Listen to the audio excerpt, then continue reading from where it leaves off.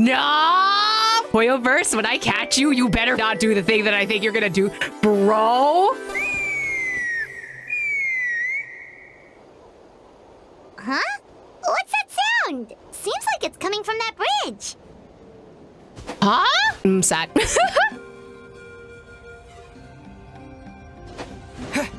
All right, what the hell was that? Is it you? Are you at fault, actually? Collier? I don't think I'm pronouncing your name right. You'll probably say.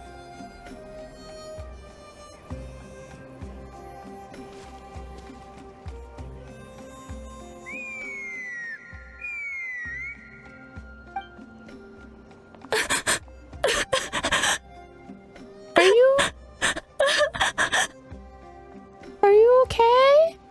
Oh no! Why is she crying? Should we go check on her? You know, just in case she's thinking of doing something stupid. I'd leave her be. What? Ah! Where did you come from? The warriors of the Flower Feather Clan are a proud bunch who never show their vulnerability in public, even if they've gone wingless. Okay, you're gonna have to explain what going wingless means. Oh, Chasca? Good to see you again, Traveler and Paimon. Before we carry on, let's get a little further away before Koyer notices us.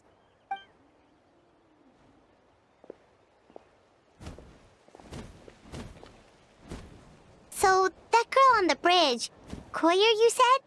Should she really be on her own right now? With the mental state she's in, it just seems risky. It's interesting that Koyer is the name of this person, considering, like, Chasca Koyer is one of the Aztec goddesses, I believe. It's either Aztec or Incan. I can't remember off the top of my head. Don't worry. That's exactly why I'm here. Elder Alpa sent me to keep an eye on her. If she does attempt the unthinkable, I'll swoop in and catch her. I doubt it'll come to that, though. She's a fighter. A warrior, in fact. One who aimed for the sky. However despondent she might feel now, I'm confident she'll get through it.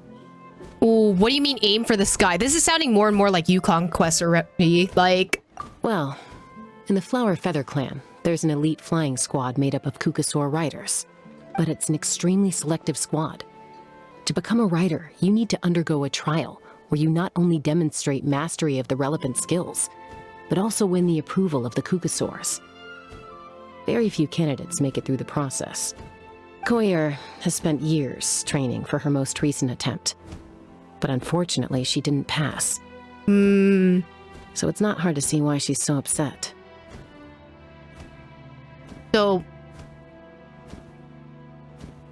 did she not pass the test part of it? Or the Kukusaur part of it?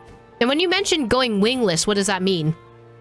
Sometimes, after multiple failed attempts to pass the flying tests and win the Kukasaur's approval, people get so disheartened that they give up on their dream to soar the skies.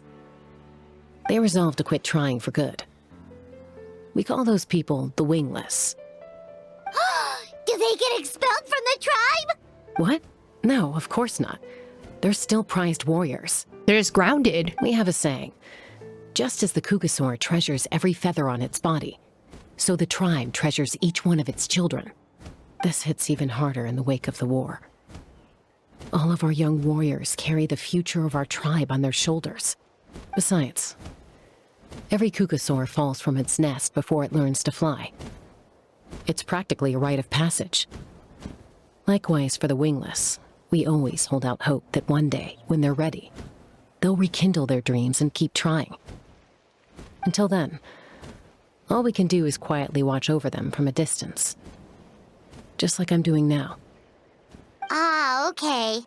Paimon hopes she'll get back on her feet soon. Well, from the sound of her whistling, her confidence has been seriously shaken. No Kukasaur is going to respond to a call that sounds like that. How can you tell between the two different calls? Like, is it not confident enough? Like, how do you improve your calling? Yeah. People from my tribe call to their Saurian companions by whistling or blowing a horn. So it sounds like Koyer was trying to summon a Kukasaur to practice her flying. But the Kukasaurs are an even prouder bunch than our warriors. They would never respond to a lackluster whistle like that.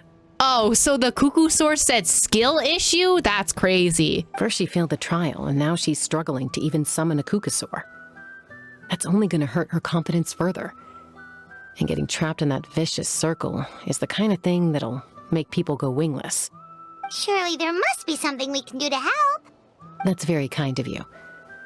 Koyer's flying skills are up to par, but mentally she's stuck in a rut.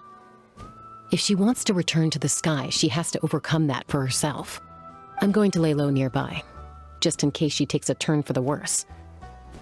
Let me give you a tour around the tribe once this is all over. Bye, Chasca. I hope she gets better.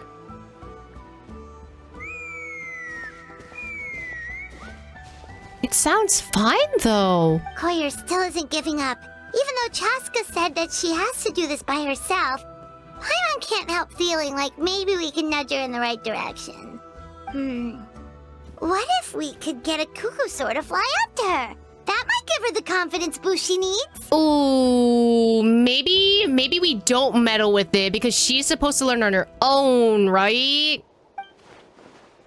Actually, that sounds like no, don't go along with this, bro. She needs to discover this for herself. I think it's the more like subtle change in the pitches and tone of the whistles that we wouldn't notice. I guess so. I think if like you grew up in this tribe, you would know the difference between like a confident versus unconfident whistle. But like to our outsider ears, like we don't hear it, you know? The Wingless One of Tlalocan.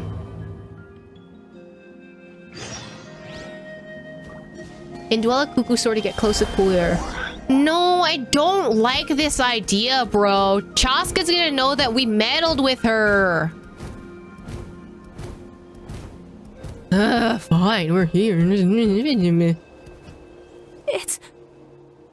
It's a cuckoosaur. Oh my god, I can actually fly. Oh my gosh. Is this really happening? I did it. I summoned one. I was beginning to think you'd all given up on me completely. Thank you. Oh, thank you. Looks like her mood's lifted. Gotta wait till she's not looking to fly out of here. Excuse me? Would you mind if we did some flying practice together? Right now? I don't like... Okay, I really don't like this story narrative of, like, we're gonna have to pretend that we're this cuckoo sword this entire time. Bro, Chasca's gonna know what's up. She's gonna stop us. Uh-oh. I think I know where I went wrong in the test now. I need to maintain a higher speed on my turns. So, I just gotta practice my bell tail slides and split S maneuvers. Yikes, those sound complicated. I'm out of my depth. This is too dangerous. Also, I really want to try some stall turns and cobra maneuvers. Crikey. Crikey? What? Traveler, you're Australian now? I never even carried a passenger, let alone while doing all that. I need to get out of here. Huh? That sounded like a whistle. Is someone else trying to summon a cuckoosaur? Oh, I hope that's Chasca. I know she's trying to get me out of this. Now's my chance. Hey, wait! Wait! With the whistle providing you perfect cover, you make your escape. Do you think Koyer's feeling better now? Let's go back to that bridge and check. I'm telling you, it probably made it worse. I'm telling you. Chasca! I summoned a cuckoosaur! They do still respond to me after all! Although, unfortunately, someone else summoned it away again before I had a chance to go for a flight. I know for a fact Chasca did it. Oh, really? That is unfortunate. But if you can do it once, you can do it again. Keep at it, and you'll pass the trial eventually. You're right. You know, I almost thought about giving up, but I'm glad I didn't. Hey, Chasca, how's Koyer doing? Huh? Who are you? And how do you know my name? This is why Paimon needs to shut up sometimes. Homie, how did you already ruin the entire Sting mission? These are my, friends. The Traveler and Paimon. The pause for Paimon is crazy. You came up in conversation the other day because I was telling them about up-and-coming warriors in our tribe. Oh, the Traveler, huh? So that's you. What do you mean up and coming? I'm closer to being wingless than I am to passing the trial. Right, I don't like this for her. She just needs to believe in herself and she'll be fine, you know? Anyway, we haven't met before, have we? You look so familiar somehow. Huh? Maybe you saw him in the stadium? Or anywhere, really. Or anywhere, He's really? been all over Natlan lately, so it's not surprising that you've seen him around. If you say so. Yeah, that must be it. No guarantee that she was gonna regain confidence and Cuckoo Sword left her afterwards. Right, that's what I was worried about. Like, what if the Cuckoo Sword left and she's like, no, I can't even keep a Cuckoo Sword. I'm gonna give up, you know? Koyer, Chasca.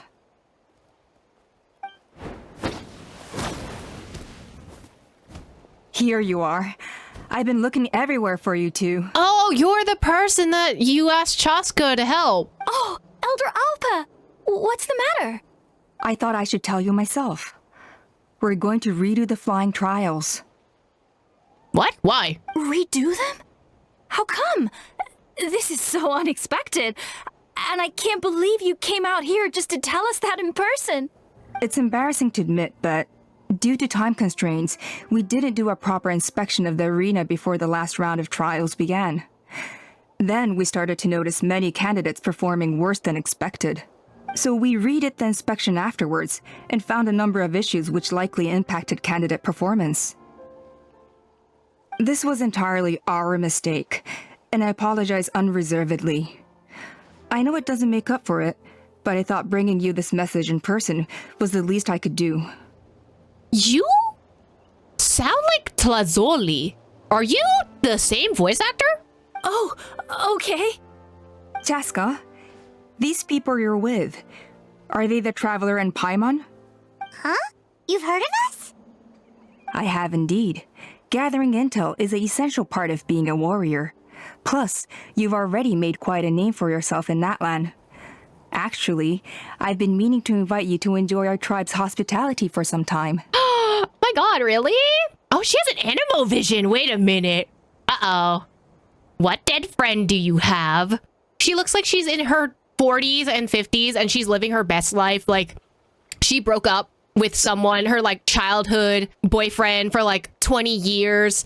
And like, she's living it out on her own, you know, and she's like living her best life without the need for a partner. What if the partner was a dead friend and that's how she got the animo? She broke up with the person. The reason was dead. I don't know. Maybe. Oh, you know what it could be? Okay, I'm imagining her and her best friend, right?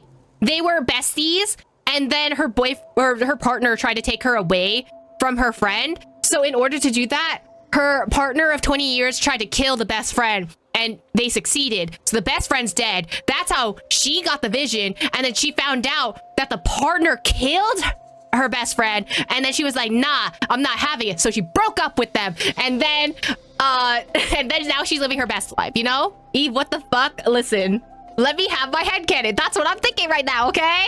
Hospitality? Oh, that includes food, right? Of course it does. If you let us host you, you'll be treated quite lavishly. Mighty warriors are highly revered in our tribe. Besides, we still owe you for your help during the war. Without you, we would have suffered far worse at the hands of the Abyss. So I like the chance to show you our gratitude on behalf of the whole tribe. Mighty warriors, plural? So Paimon counts too? Paimon's starting to like you a lot. The way she said that? That should go without saying. Your flying skills are the envy of our tribe. You know what? That's a good point. The Flower Feather clan seems like a really nice bunch of people. We definitely need to take her up on this offer. Last time it was just a flying visit. We never got to check the place out properly. Well, I'd love to stay, but I'm afraid I still have to inform the other candidates about the retrials. With our younger generation's future on the line, there's no time to lose. Wait, Elder Alpa! Let me help! The sooner everyone gets the news, the better! Very well. In that case, Chasca, could I leave you to entertain our guests? Sure thing. Okay. Let's meet by the obsidian totem pole later. Koyer, let's get going. Okay. Alpa and Koyer fly away, riding a cuckoo soar. All right, they're out of earshot. I'm just gonna come out and ask. Uh-oh, she knows, That bitch. Kukasaur who responded to Koyer's call. That was your doing, wasn't it? I grew up with these creatures. I could tell something was off the second I saw it. His whole demeanor seemed less like a Kukasaur and more like, well, you. Oh. So I figure you must have been pulling the strings somehow. I can't believe you saw right through it. I wonder how. He looked very flustered when Koyer asked for a ride, so I whistled to give him a chance to escape. I told y'all, she was our homie. She's our wingman, you know? And judging by the look on your face, that was a welcome intervention, huh? Yep. It's all right. If you'd rather your hidden talents remain hidden, I respect that. I won't press you for answers, and I'll keep my speculations to myself. You're the kind of person I'd still trust even if you had superpowers. I know you'd use them for good. Oh, she trusts me so much. Technically, I deceived Koyo. Does that count as for good? Again, utilitarianism or Kant theories, you know? I think the ends justify the means in this case. She just lacked confidence, and you helped her resolve her internal conflict. If you hadn't intervened, I likely would have gotten my mom to help out instead. Although, having said that, there's a small chance she might have recognized her and seen through the whole thing. That would have done more harm than good. Well, luckily, no harm was done in the end. Yeah. Anyway, if you're free now, how about I give you that tour I promised? Oh my god, a tour? Yes. Ha! Sha! I'm sorry. Yeah. Ready? I'm gonna get you! Uh-oh. Are they fighting? Should we try and break them up? No, they're fine. They're fine. Just doing their daily combat training. I'm gonna stop stealing her lines. Combat training? A little young for that, aren't they? Not to us. We're a tribe of warriors. In ancient times, we were the most elite troops in the nation, responsible for patrolling and defending all of Natlan. And even though times have changed, we've kept our martial spirit alive. Hey, is that Chasca? Chasca, you're back! I really like Yatlan's voice. Oh, can you come train with us? Now's not a good time, I'm afraid. I'm showing the Traveler and Paimon around. Maybe next time. The Traveler and Paimon? Wait, you mean that legendary warrior and legendary flying expert? Kodimi sounds very familiar. I feel like they voiced a Leah child as well. Legendary? Yep, that's us, all right. Awesome. It's so cool that you can fly without having to ride a cuckoosaur. Even Chasca could only do that for short distances. Wait, no. You sound like one of the Sumeru kids, actually. Mr. Traveler, can you teach me some cool sword tricks? Oh, Mr. Traveler! My family shop makes the best volcano cake. You gotta try it! Let's behave ourselves, everyone. These people are here as our guests. They're going to meet Elder Alpa in a few minutes anyway. Kotini, instead of being jealous of other people's talents, why not work on developing your own? Is this just a roundabout way of saying skill issue, do better? Kapak, there's no point in trying any cool sword tricks until you've mastered the basics. Have you done all your sword drills today? And Yatlan, easy does it, okay? Not every conversation has to turn into you plugging the family business. Okay. Only one of them spoke, homie. Chasca's mid-lecture calms the children down. They stop Sorry crowding about those you. kids. They just got overexcited when they heard your name. I hope it didn't bother you too much. Nah, you're good. They're kids, bro. This is a volcano cake that Yatlan forced into my hands. Oh. She said to think of it as an apology gift. Aww. Whoa, it smells amazing! Traveler, you want some? I want cake. Well, that's good. Yatlan will be thrilled. By the way, Chasca, those kids really adore you. You're way better with them than Paimon expected. Paimon figured you'd be more... aloof, maybe? Aloof, huh? Well, to be fair, there was a period when I was like that. Around the time when I first joined the tribe. But it's a terrible attitude to have as a peacemaker. It tends to turn situations that could have had a peaceful resolution into a stalemate that can only be resolved by force. Resolved by force meaning beating both parties into submission? Yep, exactly. As long as other options are available, I try to avoid that at all costs. Someone once told me that peace imposed by force will crumble in a matter of days. But peace achieved through genuine dialogue actually benefits both sides, even if sometimes the parties are only willing to negotiate because they're both armed to the teeth. That's true. Hey, Chasca! Uncle Cusco knows you're back, and he's coming to get you. Oh, thanks. Cusco? Traveler, Paimon, got a dash. I'll meet you at the totem pole up ahead. You can't miss it. It sticks out like a sore thumb. Wait, are you running away? First rule of conflict resolution? Grab the fan and run before the you-know-what hits. Trust Chasca to make even running away sound cool. Sorry about this. Just stall him for me, okay? I'll explain everything later. Damn, what happened between you and Emperor Cusco? Like, A golden-haired outlander and a white flying object. You must be the traveler in Paimon. I heard Chasca was with you, but I suppose she's run away again, has she? no, actually, I've never seen Chasca in my life. I don't know what you're talking about. Sorry, who are you? Who am I? Only her father. Oh, you got daddy issues. Got you. All right. She's supposed to go for a checkup every 3 months to see how her abyss condition is doing. Oh. We both agreed on it. But she's already missed 3 checkups this year. Oh. That's 3 out of 4. Abyss condition? Yes. She got exposed to abyssal energy as a young child. Then her birth parents abandoned her. It's lucky those wild cuckoosaurs found her when they did, or she wouldn't have made it. They took her under their wing and raised her as one of their own. Eventually, some riders out on patrol spotted her and brought her back to the tribe. But she was practically feral at that point. The moment you took your eyes off her, she'd be getting herself into a fight, or she'd run away to be with the Saurians. She seemed to prefer them to her own kind. She might as well have been a Saurian in human form. Homie, she was raised by Saurians. I am not surprised. You know what? Emperor Cusco would have a feral child who got raised by dinosaurs. You know what? Maybe this is actually canon now. That must be the aloof period she mentioned, right? Sounds like there was more going on than just being aloof. We later discovered that her exposure to the abyss had planted seeds of conflict in her heart. What? So, we started trying to bring it under control. But ultimately, she's the only one who can control it. Anyway, she's much more human these days.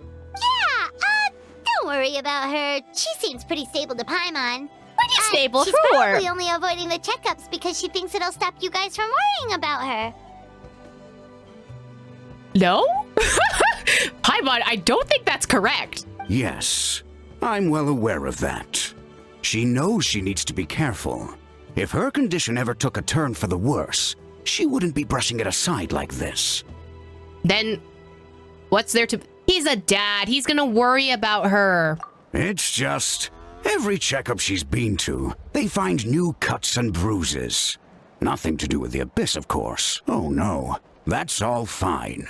The problem with her is, she's her own worst enemy.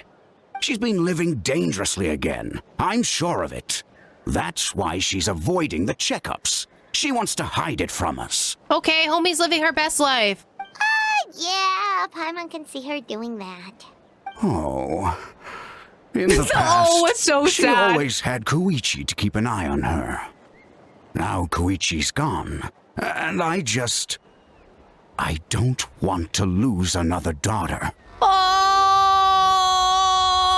how dare you, Hoyoverse! Ow! Chasca's been increasingly reckless since Koichi passed.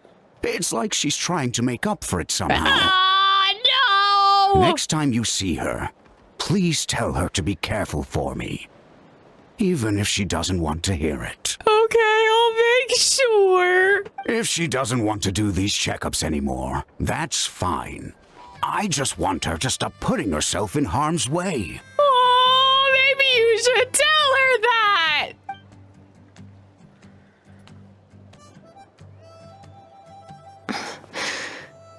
Oh, no! Cusco rambles on about Chasca and Koichi. You patiently listen until the bitter end. Oh, where did the time go? We should be back up with Chasca before it gets any later. To get to the totem pole, we need to head north, right? If you die during this quest, I will never fucking forgive you. I'm sorry. I didn't mean to keep you so long. I don't get to talk about my daughters much. And once I got going, I lost track of time. He's just proud of his daughters! I should be getting back to work now. So, oh, Chasca. Help me talk some sense into her, won't you? Wayovers, if you kill off this man, if you fucking kill off this man during the quest, I will never fucking forgive you. Hey, Chasca! Hey, Alba! Sorry to keep you waiting. It's all right. I bet my dad talked your heads off, huh? What did he say? Nothing. We were just yapping. That you used to run away from home nearly every other day and that nearly half of your peers got beaten up by you as a kid. Homie was throwing hands. I was sometimes a little impulsive back then. Just a smidge. That's putting it mildly. The memories. It feels like it was only yesterday when we brought you back and had Cusco and his family take you in. Back then, no one imagined this feral child would grow up to be the strongest warrior of the Flower Feather clan. Huh? You were the one that brought Chasca back to the tribe? That's right. Elder Alpa was already a veteran rider by then. She spotted me while patrolling from the skies and tracked down my Kukasaur mom. Mom agreed it was time I tried to re-enter human society. Aww. But I didn't know the first thing about being civilized. I clashed with everyone who had to deal with me. And look at you now, renowned throughout the land as a peacemaker. How time flies. When the day comes that I can't fly anymore, it will be up to you to look after our tribe and our flying squad. Don't say that, because now immediately you're having a death flag on you. You know me, though. I'm not a natural commander. I'm better off as a lone wolf on the front line. So stick it out at least a few more years, okay? Give Koyer and the others time to come into their own. Oh, stop. Wait, so isn't the leader just the strongest warrior in the tribe? At least Paimon figured that's how your tribe would work. Strength is certainly a core tenet in the Flower Feather clan. But strength means far more than martial prowess alone. If it all came down to individual strength, I'd struggle to call myself a warrior, let alone a member of the flying squad. Any fighter in the tribe could take me down. Really? I thought you had as an elite warrior like Chasca. Well, sorry to disappoint you. It was something I aspired to at one point. So much so that I went adventuring in the Cinder City, Natlan, to try and prove myself. But it was foolish of me. I wasn't ready. I came back empty-handed and seriously injured.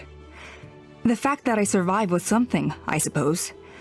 But after that, I never seriously considered myself a strong fighter. And yet, you still managed to become the leader of the flying squad, thanks to your experience and determination. All while battling those old injuries. Don't you think that's a display of strength in its own right? Yeah, I believe in Chasca. I think that's a fair argument to make. Let's shelve this discussion for now. Traveler, Paimon, there are some simple refreshments on the table. Please help yourselves. My god, snacks? Yes! Paimon was waiting for that part! Didn't you just gorge yourself on a whole bunch of volcano cakes? They were for the snack stomach. The refreshment stomach still has plenty of space. You know what? Paimon's real for that. Paimon's so real. You have different sections of your stomach for like desserts and like drinks and soups and other things. You know, they're all separated. They're not one all stomach. Scientifically, this is not a thing. But theoretically. Paimon is so full. Well, if you're enjoying our hospitality, feel free to stay with us as long as you like. Elder Alpa? Something's come up. Warmy sure is a name, but also like, why do you sound so hesitant? What happened? Is it serious? Shall I deal with it? It's... Some merchants showed up, not from our tribe. They said they're here to discuss some potential collaboration with us. Why now? This is terrible timing. There are a few wingless that we haven't managed to reach yet, and we still haven't inspected the retrial arena. Damn. Okay, so guess that comes with being an elder, huh? Busy schedule? Yep. Let me handle the other errands while you meet with the merchants. You shouldn't be trying to do everything at your age. You should help too. Seems only fair after all that food we ate. It'll help with the digestion process. We're not here for a free lunch. Huh. Well, much obliged. Chasca, the remaining wingless are all people you know. Let's see. Pishika now manages the floating target balloons. Waska's probably still addicted to Eyes on the Feathered Prize, and Junon spends her days up on the flying platform, staring at the Cinder City. I'll leave you to tell them the news. A retrial? What's the point? I pretty much treat life like it's a game. No Kukasaur's ever going to approve of that, no matter how many times I try. Waskar, I can assure you, Kukasaurs wouldn't judge you for something like that. Well, they must be judging me for something. Maybe I lack fighting spirit, or just don't have the talent. Not everyone's a natural like you. Don't waste your time on me. You'll have better luck with the ones who still have their heads in the clouds. In the meantime, I think I'm going to treat myself to a few more games of Eyes on the Feathered Prize. Waskar is Peruvian? Ooh, okay. Yeesh, there's Wingless, then there's being a total lost cause. I don't think he's a lost cause. I think he just wants the game. He used to be a fierce warrior, actually. But fighting spirit alone won't win you the Kukasaur's approval. Are all Kukusaurs so strict? The ones in floating target balloons and Eyes on the Feathered Prize seem pretty chilled out. It's one thing to hang out and have fun, but quite another to take to the skies with a human life on your back. Giving a ride to someone who's unqualified endangers not only the rider, but also the Kukasaur themselves. Yeah. If the rider makes a mistake, they both suffer the consequences. This seems like the entire plot of Skyward Sword, like the beginning section of it at least. So we have a mutual understanding with the Kukasaurs. If someone isn't up to standard, we have to reject them. Even if it means breaking their hearts. Can we, like, talk to the homie again? Dude. No, I'm trying to talk to you. Next time. I'll definitely hit the jackpot next time. Oh, he has a gambling addiction, so he's like us. Oh. Well then. As long as Trying to call us out, bro. just go for it. Why don't you take off my mask? Pisha? Are you sure you don't want to reconsider, Pashika? I Pishika. appreciate it, boss. But honestly, I'm pretty happy with my life nowadays. Pashika, they're redoing the flying trials. Huh? Utona? Ah, did Alpa send you? I was just telling Pashika the news, actually. The way things are with the tribe these days. I mean, you don't need me to tell you. This here is no future for a seasoned warrior like you. Ah, come on, boss. Do you have any idea how long it's been? I've been wingless for years now. I'm not cut out for that anymore. Of course, I'll do my part if we ever need to defend the tribe. But there's really no point in me trying out for the flying squad now. I've already made my peace with it. Not everyone has what it takes to return to the sky after going wingless. Elder Alpa's perseverance is something else. And it's okay if I'm not destined for greatness. I might not have the Kukasaur's approval, but with my hot air balloons, I can still reach the skies. Well, isn't this just a different type of determination? Like, you are not determined to join the flying squad anymore, but you have passions in other projects? Handling these balloons every day, seeing how the customers react, the looks on their faces, that's enough for me. Finding something you love doing can be just as hard as passing the flying trial. It's worth holding on to. Fair enough. It's your choice. I won't force you. Oh, by the way, you should try taking a balloon ride if you've got the time. Once you've been up there for yourself, you'll see why I love it so much. I'm a little busy at the moment, but next time for sure. No problem. If you ever want to give it a try, you know where to find me. Well, everyone has their own, thing. I didn't realize Chasca was out delivering the news. Looks like Alpa's finally learning how to delegate. Can I not talk to Pisha? At all? Oh, you have the challenge. That's probably why. All right. Dang it! Right, last one. I immediately forgot their name. Where are you? Or you're much farther than the other ones, though. Hello? Hi, Girly Pop. Ooh, hi, natlan. Hey, Junan. Gazing out at natlan again, huh? Chasca? What are you doing here? Is something up? The flying squad is hosting retrials again soon. Want to give it another try? Maybe you're forgetting the definition of wingless. I've failed so many times already that I've decided to call it quits for good. I'm done. Elder Alpa always goes out of her way to come and tell me when a new trial is coming up, and it's nice of her to think of me. But nothing's gonna change. I'm not going to suddenly pass just because they're holding another trial. They're making some big changes to the arena this time, so the flying experience should be smoother than before. Koyer's gonna try again. No, forget it. If I was genuinely good enough to make the squad, the location shouldn't affect my chances. No, the location has a very important part to play. What if, like, you're more familiar with the terrain, or, like, maybe the terrain before was too hard? Like, that definitely will change up your chances. A true rider can fly confidently whatever the conditions, like you and Elder Alpa. Okay, but this is a test in order to keep practicing more. Like, it's literally like a driving test. Junan! They're redoing the... Huh? Chasca and the Traveler. You're already here. I guess they told you already then. Come on, let's go train together. Oh. I'm gonna sit this one out. Aww. What? Why? But you've always looked up to Elder Alpa.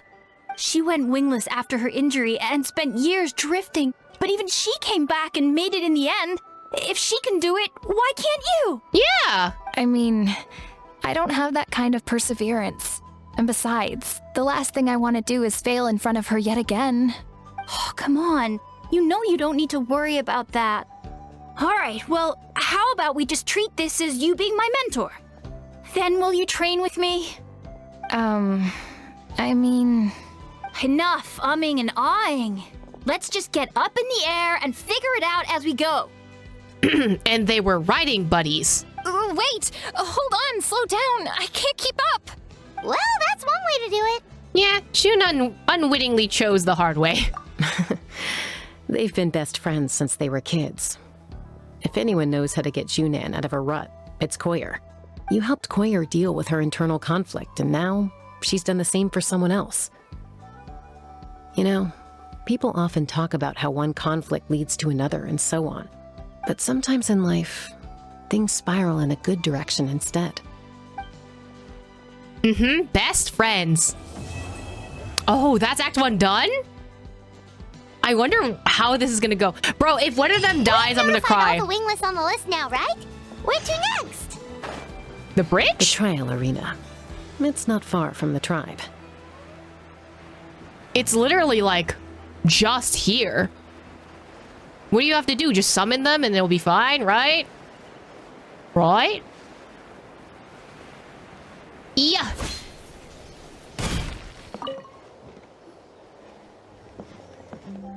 Oh, hey there, Chasca. Did Elder Alpa send you? Are you Sukaku's voice actor? I can't tell. Yeah, she's got other things on her plate right now. How are things looking here? Well, the inspection revealed numerous blockages all over the trial arena. It looks like they're the result of ley line disorders caused by repeat abyss invasions. Actually, no. You sound closer to either Emily or Kirada's voice actors, but I can't tell. Theoretically, we just need to clear those obstacles, and the arena will fill up with gaseous phlogiston again. But that's proving difficult to achieve in practice, for all sorts of reasons. Why don't you head on down and check things out for yourself? Feel free to ask the staff for more details. The night before the trial. Okay. That sounds very ominous. Why don't you head on down and check things out for yourself? Feel free to ask the staff for more details. I don't like that you're reusing flavor text. I'm sad now. Don't do that. Ooh, when did we get Chasca in our trial? Wait, head on down. Oh, you mean literally head on down. Oh, you meant down, south. Okay, I'm going down. Can I toggle out left Open control? fire. Literally, hello. I think it should be possible to clear this spot with just a few hard hits. Hello, New Yorker. But there are signs of strange life in here. Meddling with it might be dangerous. I'm walking here. What? Wait, what do I have to do? You literally gave me instructions and then I forgot. Bullseye. Pew, pew, pew, pew, pew, yeah! Monsters! Pew, pew! Wait, hold on. Bullseye. Imagine knowing how to use Chasca. That's crazy. Uh-oh. Uh-oh, I just remembered how bad this scene was. Uh-oh. I thought I was done for. Oh, this spout should be good now. Thank you very much. Natlan, New Yorker, the mythical tribe. Oh my god, that's where I belong. I thought I was done for. Oh, this spout should be good now. Thank you very much. Got you, homie. New Yorker homies gotta stick together. Oh wait, you said check artifacts? You're so right. Do you have the god-awful feather? No! I can't check? Boo. They said you're not gonna check the defense percentage on this feather. It's actually gonna be like, I don't know, 24% defense. I do like the way she flies, though. All right. It's very fun. Oh, what do I gotta do? This is crazy. I put all of my strength into it, but it just won't break. You sound like Mualani's voice actor, actually. Maybe Inkanak was right after all. If a stable structure is formed inside the solid phlogiston, I'll need to hit all the weak spots at the same time to break it. But how am I supposed to do that? At the same time? At the same time? Can you... Hold on. Stop. Oh, did that work? Can I go up now? Yeehaw? Am I going in the right direction? Uh-oh. Oh, girl.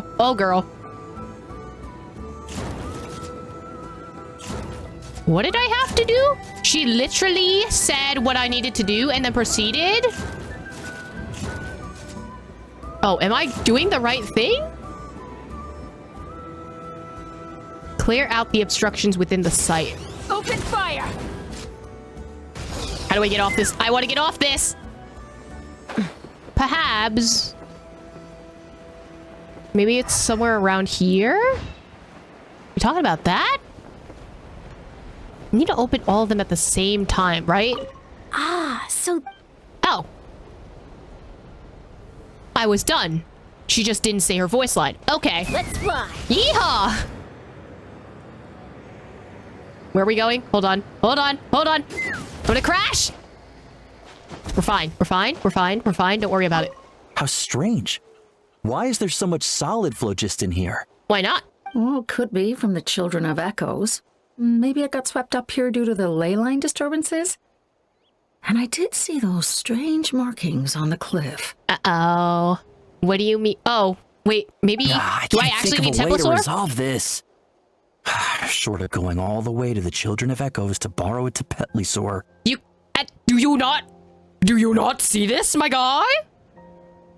You can... Okay, I guess you don't see that. Now what? You said markings. Oh, girly pop. Oh.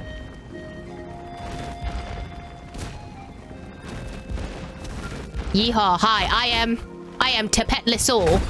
I am Tepetlisaur. Oh, hold on. I am Tepetlisaur. How do I... Did that work? Am I done? Oh, excuse me. Sorry. Give me a second. Hold on. I need to get out of the ground, my guy. See, this is why we read the instructions for how to do things, because now I... Get out of the ground! E? Okay. Whoa! Did you see that? A Tepetli just showed up out of nowhere. How did it get here? How did it get here?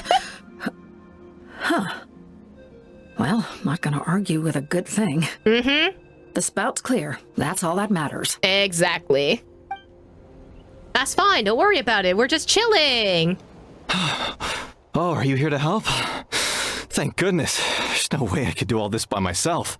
So the blockage here has to be cleared using a special bomb, but carrying explosives up that steep slope would be a recipe for disaster. If I dropped it or slipped and fell, I'd be blown to bits in an instant.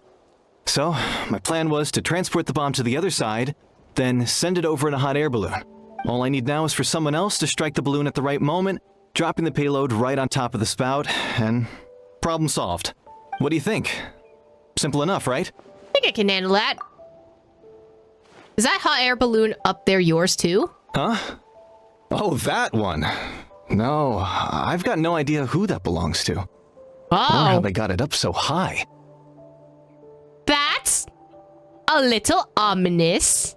Hey, Celestia, you sending us a drop? Like... I just wish I could fly up there and check out what kind of tech they're using. Ah, well. Getting the trial arena back in order is more important. I'll head over and set up now. Let me know when you're ready. Friendly care package inbound, right? Okay, I know you were just like, okay, just wait until you're ready and stuff, right? Can I... Oh, that is, that's actually a very long way up. I thought I could fly all the way up there.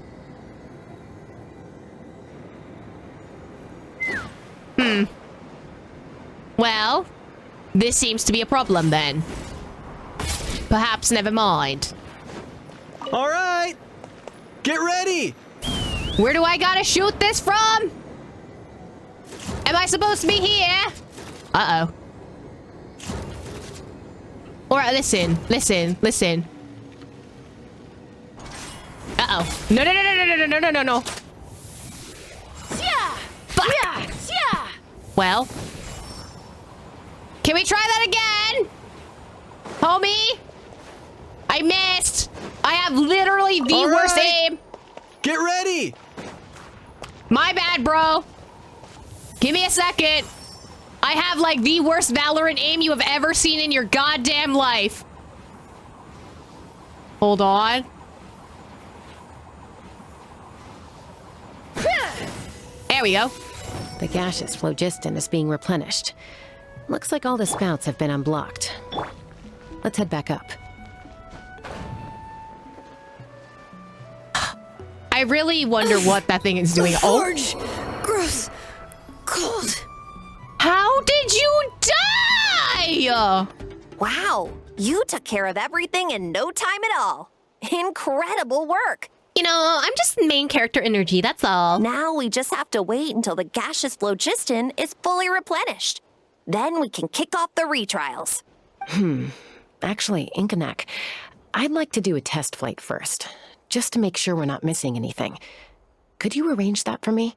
Huh? But you only just finished getting the arena ready. There could still be other hazards we're unaware of. Well, she said she wants to test it, right? All the more reason to have me test it out. Think of it as another inspection. I guess you're right. With your flying skills, you won't be in any serious danger, even if there are hazards we overlooked. The conditions in this area seem a little unstable, but a test flight is the only way to catch any lingering issues. All right, I'll get things set up for you. Just let me know when you're ready. Lloyd? Are you ready? This should be a piece of cake for Chasca, but still, try to be careful. All right, then spread your wings and fly. All right, yeehaw! Mobile players who, actually? Maybe this is why they nerfed the gliding test, because they were just like, you know what, you're gonna have harder things. Like this. This doesn't seem too bad. There's just a bunch of rings. Oh, I need 20 of these. Oh, that... Okay. Don't crash, girly pop.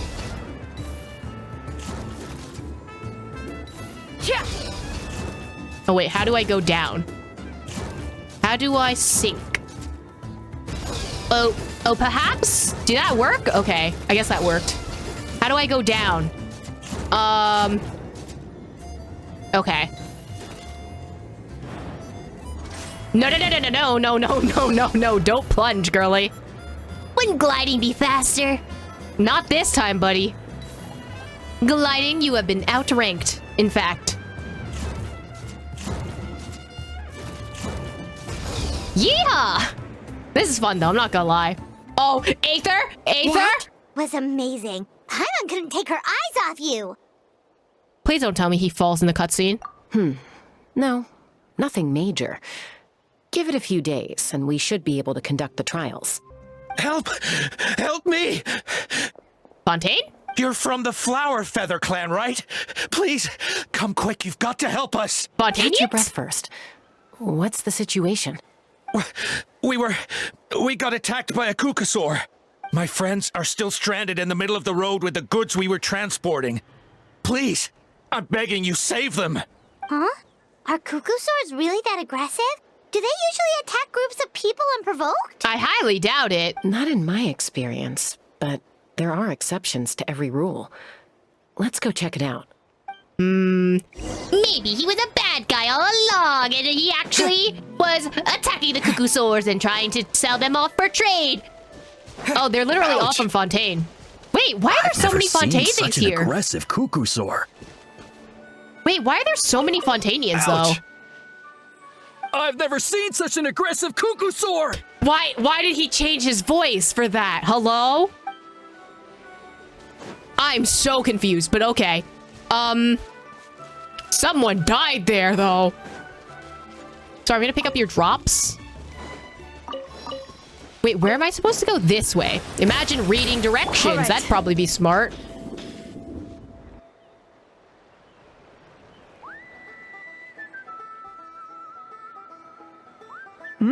Chasca? Traveler? This is a surprise. Well, someone ran off from here to help you. Like, did you not see that? Elder Alpa? Huh. So, where's this aggressive Kukusaur we've heard about? It was me all along. Already flew away. Oh. Looks like it backed off once it realized that reinforcements were coming. So why do you think it attacked these people in the first place? Was it after the food? No. These merchants are even transporting food. What are they transporting? Thank goodness. The phlogiston wings are intact. Oh, maybe they were attracted by the phlogiston. Also, phlogiston wings? That sounds so cool. Wait, can I try that? Phlogiston wings. Can I try that, please? Thank you so much for coming to our rescue. These phlogiston wings are our most prized goods. If anything happened to them, it would ruin us. Wait a minute. Are you the merchants that were looking to collaborate with us? Wormy told me about you. Yeah, that's us. So I take it you're Elder Ulpa? I am. You must be exhausted from your journey, not to mention shaking up from the attack. Let me bring you back to our tribe to rest.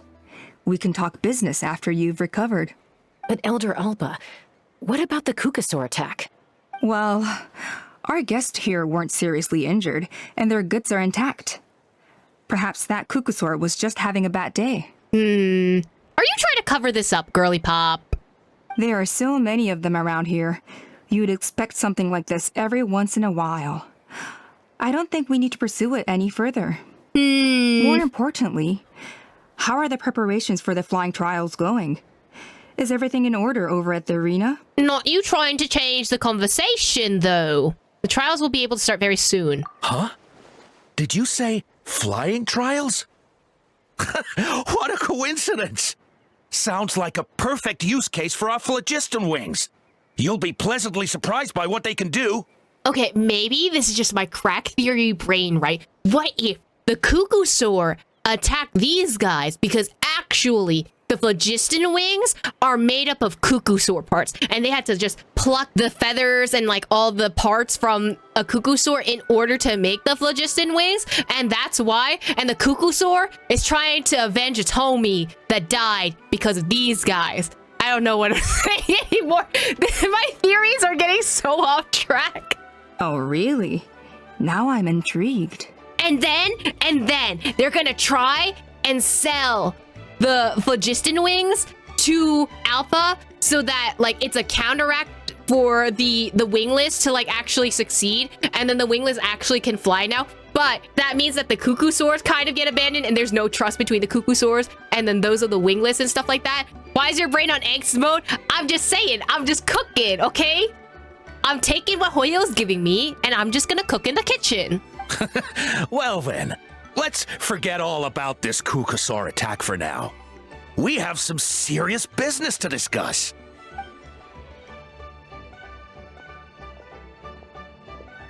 Also, this Western music is throwing me off in this entire scene. See, she knows something's up! So that's it? That all went smoother than expected. Well, guess we'd better get going. Huh?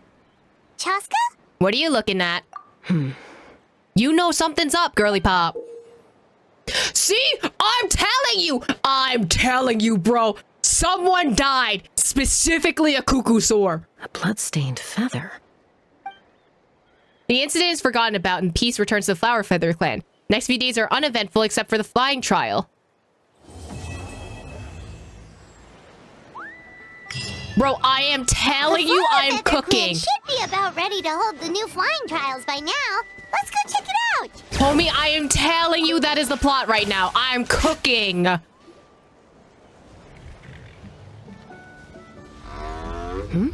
Why was there a cow noise? You came. Yep, and it looks like we made it just in time. Although, can't say the same for the cuckoosaurs. Bit of a low turnout, huh? Listen, let them be, okay? Yeah, you'll see why soon enough. All right, get ready. 3, 2, 1, fly! Whoa! We're really flying! I feel light as a feather. I'm flying without a cuckoosaur. These phlogiston wings are awesome. What's going on? Paimon can barely believe her eyes. How did they fly all on their own? What happened while we were gone? The merchants we ran into that day were selling a product called phlogiston wings. It's a flying machine worn on the back. To operate it, you just use a handheld trackball that controls the flow of gaseous phlogiston. That's so cool, and also, can I have one? That's incredible. Yeah, if our tribe, well, if Natlan mass adopted this technology, it would revolutionize our mobility and responsiveness in times of crisis. Just think of the countless tragedies that could be averted. Oh, Chasca, no! I feel like I'm dreaming. Did I really just fly on my own without the help of a cuckoosaur? You'd better believe it. Plus, you just passed a flying trial. Right, Elder Alba? I think she knows something's up, bro. Elder Alpa? Should this really count as a pass? If we did the trial using phlogiston wings? Yeah, like, that's like saying, like, oh yeah, you can drive, but you're driving on, like, a scooter or something. Like, that's a different type of driving, you know? Driving on a scooter is crazy. I mean, there's a whole argument to be made of, like, there's types of legislation that have been, like, kind of debated about whether or not you need a license for a bike or a scooter, you know? Especially e-bikes, I think that came into a lot of consideration because a lot of them weren't obeying traffic laws. That's an argument you can make because, like, technically you're not driving a car, but you also are operating on the road with other drivers. So what happens sometimes is that a lot of them, because they don't have to technically obey the safety laws, or at least there's not a way to track them, they'll just disregard safety laws and like stop signs and like red lights and all that so that they can get to their destination faster, which is incredibly unsafe if you're on the road and you have to stop for like a random like scooter that's driving past, you know? That's, I think, kind of a similar story to this, where like, yes, technically you can fly and you are flying, but you are not operating a Saurian. And in this case, the Saurians would probably be like the cars, you know? E-bikes are weird in legal circumstances. Yeah, exactly. Like a lot, because they can go really fast, like in comparison to regular bikes, and they can go like as fast as cars for some of them. So also, those electric scooters can go 40 miles an hour. It's dangerous. I ride an electric skateboard. I'm worried that these unsafe small electric vehicle drivers will ruin for the rest of us. Right, that's what I'm saying. Like, that's why a lot of people were considering, or at least like saying that maybe there should be legislation about specifically for e-bikes or e-scooters, because they are operating on the same roads as cars. So wouldn't they have to abide by the same rules? So a lot of people were saying that maybe we should register them, but then it would be hard to register something like an e-bike or like a scooter. Like, you would have to think about how would they be able to have some kind of license plate or like some kind of tagging system. Like, how would they be fined for breaking the law? Kind of like that. So that's like one of the biggest arguments. Plus, like, the accessibility for e-bikes and scooters is much lower compared to like cars. Cars, you have to figure out how to drive, you have to figure out how to maneuver and stuff, right? Scooters and bikes are a little bit more intuitive depending on like how you operate it, or like if you've ever ridden like a regular bike or a regular scooter before, you know? So that's like the main two arguments that I see. I mean, they could do something similar to motorcycles. Motorcycles do have to have types of registration, but like, I don't think it's been implemented for e-bikes or e-scooters yet. Why not? The scoring rubric is about flying performance. It doesn't specifically say you have to ride a Kukusaur, does it? You may be, but I mean, even Chasca had to ride a Kukusaur in a trial, right? And the whole point of a trial is to test both your flying technique and your ability to work with a Saurian companion. Yeah, and you're not using a Saurian companion. Like, this is just like, oh, this would be like a fun thing to do on the side, you know, having a jetpack and shit, right? But like, you gotta work with the Saurian. That's a whole other thing. Well, if we can fly by ourselves, maybe we don't need to test the ladder anymore. Chasca, Traveler, what are your thoughts on this new invention? It's an unknown quantity. You should use it with caution. Right. That's what I think too. I agree that they have strategic value, but I don't think it makes any sense to evaluate candidates by the current testing standards if they're using phlogiston wings. Why? Shunan finally mustered the courage to go through with this, and now you're saying it doesn't count? I think it's a good tester. I don't think it should be qualified. Like, it helps you to prepare for the test, but not actually, like, you know, is part of the test. We don't have any experience using these wings in battle, nor is it immediately obvious how to incorporate them into the existing systems in our tribe. Taking a longer-term perspective, I think we need to start by getting thoroughly acquainted with how these things work. Then we can develop a new trial format with new assessment criteria, tailored to candidates using the phlogiston wings. You all raise valid points. But Chasca, while your proposal sounds perfectly reasonable, it would probably take years to put it into practice. We lost so many people in that war. These phlogiston wings could be exactly what we need to strengthen our forces and boost morale in this trying time. And as for real-world battle experience, there will be plenty of opportunities to gain that. I have high hopes for you, Junon. Hot take. I think she was bought out by the people that sold these wings. Hot take. Huh? Hey, stop staring into space! Say thank you!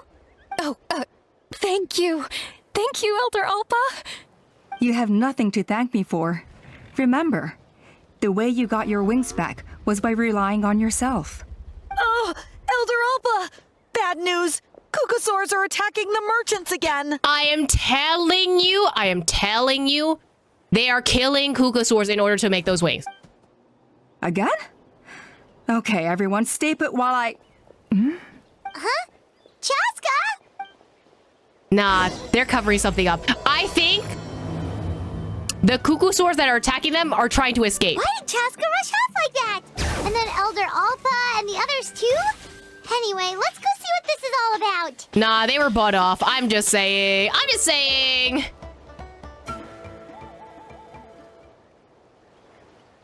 Oh, it's back! It found us again! Run! Get out of here!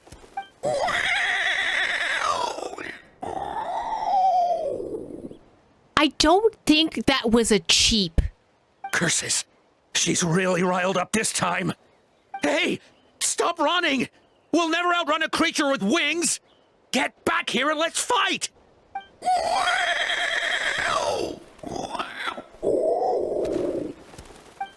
Stop, all of you. Oh, there she is. This is not the end. Hello? Aether? Are you good? Do not put the death counter. That wasn't even my fault. What happened? Chasca! Oh, wonderful! Oh no, Quick, he's get fine. rid He's of alive. that He's thing! alive. He's alive. Don't worry about it. Is that your mom?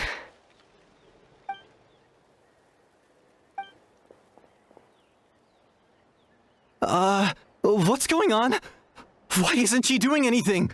So it really is you, sister. Sister? Koichi? Wait, sister? That Kukusaur is Chasca's sister?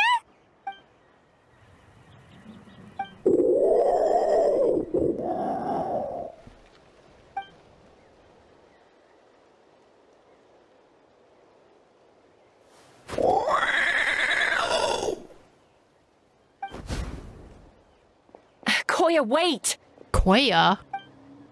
Is Chasca gonna be okay? Should we go check on her? Bro, don't tell me we kill Koya on this quest. She already lost Koichi. We don't need a death of another one, okay? Is everyone all right? We're okay. No serious injuries. Thank goodness you all got here just in time. What was wrong with that Kukusaur? Why was it so aggressive? If we just let it escape back into the wild, who's to say it won't attack again? Chasca better get double animo is crazy. We have any other bloody... I don't know. I don't know about this, homie. Girl, I think your sister's right about something. If the animals are sus of you, I'm sus of you. Are you okay? I'm fine. Sorry for making you worry. You're not gonna keep following her? No point. She's an expert at hiding her tracks. Once she's shaken you off, you'll never catch up to her. At least, I always used to lose to her at hide and seek when we were kids. When you were kids? Well, yeah. You know I was raised by Kukusaurs. Anyway, she and I grew up in the nest together. Her name's Koya, and she's my big sister. We played together all the time, chasing each other through treetops or mountaintops. It felt like it would go on that way forever. Until the day I was sent back to live with the humans. Not all Kukusaurs are friendly towards people.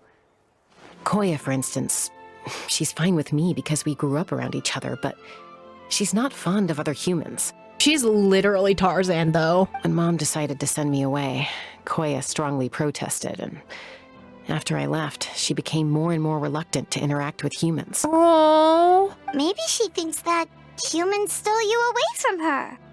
It's a possibility, but in any case, we still stayed best friends at first. At first? What happened? I had a hard time adjusting to life in the tribe. So whenever something went wrong, I'd run off into the wild and vent to Koya. Ah, so that's what Uncle Cusco was talking about. Why did it start He said you seemed to raining? prefer hanging out with Saurians to your own kind back then. Yeah, I did. But then, gradually, everything changed. Oh, did we need With a new rain mom for the and sad dad, a new backstory? tribe, and Koichi, I started getting curious about these humans and made an effort to understand their behavior. The more time I spent with them, the less I spent with Koya. Oh, so she literally was... She literally thought the humans were taking you away from her. And then, one day, it was Koya's turn to leave the nest. She sought me out and asked if I was willing to leave the tribe and go live in the wilderness with her. As far as I can remember, that was the first time she ever approached a human settlement on purpose. So, how did you answer her? Well, I wouldn't be standing here talking to you if I'd said yes. In other words, you turned her down. No, I was torn. On the one hand, I'd already made up my mind to embrace my new family and accept my human identity. But I also knew that Koya wasn't a fan of humans, and I didn't want to disappoint her. She took my hesitation as an answer. She saw it as a personal betrayal, threw a huge fit, and then flew off. We hadn't seen each other since, well, until today. Not for a lack of trying, though. I tried asking Mom where Koya's new nest was so I could talk things out with her. But Koya had already asked Mom not to tell me where she'd moved to. Damn. It must be hard for Mom, being stuck between her two daughters. So I didn't press the issue. And I didn't go looking for her. Think they used the wrong through and said through instead. Yeah. After today's events. If things carry on like this, I need to make sure I find her before anyone else. Even if she doesn't want to see me. For now, let's bring the wounded back to the tribe. And see what Mutota and Elder Alba have in mind. After tending to the wounded, Mutota gathers everyone.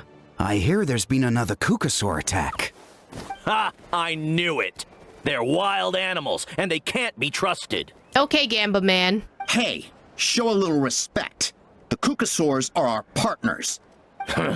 Maybe in the flying squad, but they don't give a hoot about the rest of us. Actually, I don't know about that. Well, now that we have the phlogiston wings, do we even need the Kukasaurs anymore? Are you kidding? How are we supposed to protect our tribe without them? I didn't mean it like that. Huh? Protect our tribe? Or are you just scared that your precious flying squad will lose its prestigious position? I don't know about that, because there's always a reason to keep the Kukusaurs around, right? Like, just because the phlogiston wings are here doesn't mean that the Kukusaurs have lost their potential. You take that back! Things are changing so quickly. Chasca, there's a conflict emerging there. Aren't you going to nip it in the bud? The whole tribe's talking about this now. Breaking up a single fight won't solve anything. The real source of conflict here is the phlogiston wings. And what happened with Koya. Right, I'd rather be with the Kukusaurs instead of people. Are you, any of you considered that throwing your willingness to throw them under the bus is part of the reason Saurians don't like you? Right, like, you're shit-talking them, and you want them to respect you? That's kind of strange of you to think about, you know? Sure, but also we don't ride horses anymore. But also horses still have their place. Like, there are equestrians who take care of horses too. Just because cars are everywhere doesn't mean that horses don't have their own use, you know? On any other day, people would just brush this attack aside. After all, clashes between wild Kukasaurs and humans are no more common than those between people. But now that the phlogiston wings have entered the equation, it's sparked a debate over whether our tribe needs the Kukasaurs at all. I worry that we risk repeating the mistakes of the Cinder City. Of the what? Back then, Lord Ochkon's hatred of the Saurians nearly destroyed the peace forged by the Pyro Archon. Oh! That's fun! Chasca, to prevent things from deteriorating further, I'd like to task you with restoring peace to the tribe. I will. Traveler, you've already done so much for Natlan, and the Flower Feather clan has no right to ask more of you. But... say no more, I'm in! Chasca's my friend! The Flower Feather tribe are my friends! looks like I was making a mountain out of a molehill. And don't forget about Paimon! Just leave this to us! This whole situation has unfolded so quickly that it's put us on a back foot. To tell the truth, it makes me a little suspicious. Girl, I was suspicious since 2 acts ago, okay? You think someone might have orchestrated all this? It's possible. Leave it with me. I'll look into it. Also, Chasca, could you try to keep a low profile while you're out there digging around? We don't want to give our hand away. I'll do my best. Low profile, so homies where should in we neon start? colors. This all began with Koya's attacks. If we can find out what led her to do it, that should give us something to work with. I don't know, maybe the bloody feather is a huge indicator. Will she even be willing to talk to us? Unlikely. Given how she reacted when I showed up, I don't think she's forgiven me. If you want to resolve a conflict through dialogue, sometimes you need a third-party facilitator. Let's go see my mom. Oh my god, you're taking me to go see your family already? Chasca! You can put a ring on it right now. That's all I gotta say. We gotta go see Mama Kukasaur. Oh my god, we're meeting the family so fast, guys. The proper greeting is, I want to hatch eggs with your daughter. That's... That's crazy. I don't think I can ever say that.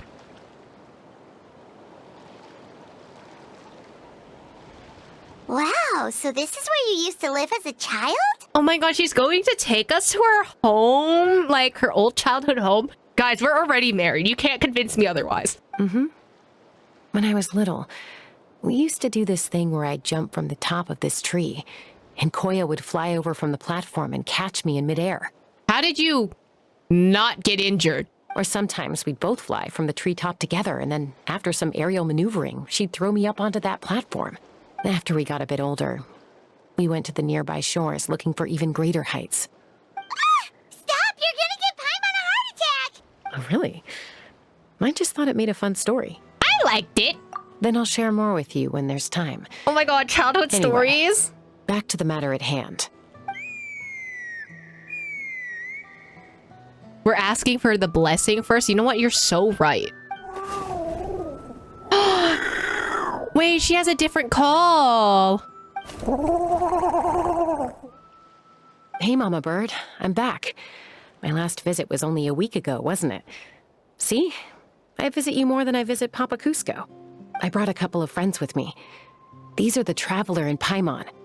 Traveler, Paimon. This is my mom.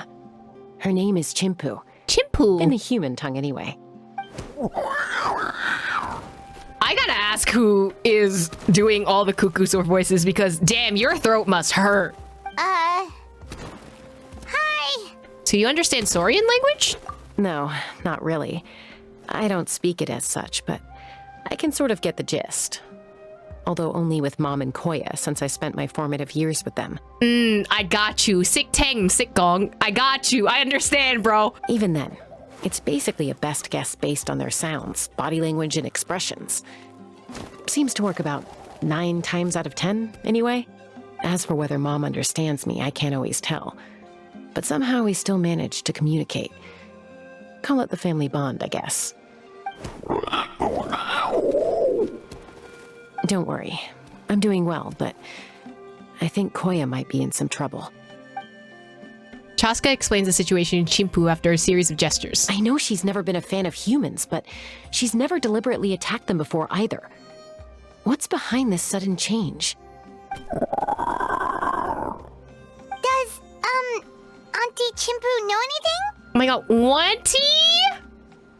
Homie, that's our mother-in-law, okay? Doesn't look like it. Koya hasn't visited her in a long time. Then, could you please tell me where she's living nowadays? I really need to talk to her. If this animosity between her and the tribe continues, then the next time there's an incident, I don't know if I'll make it there in time.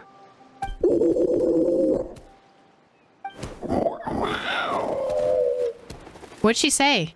She said she'll take us there. Thank you, Mom.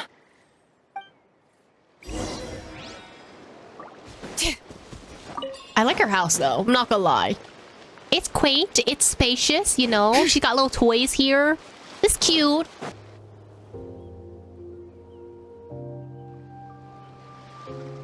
This is a really remote location. Because she was trying to get as far away from humans as possible. Listen, I get it. She wants to be left alone.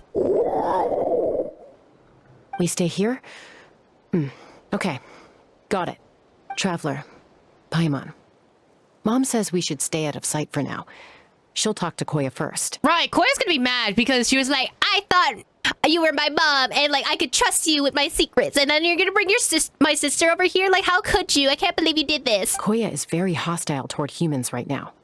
So if we show up unannounced, it might just make things worse.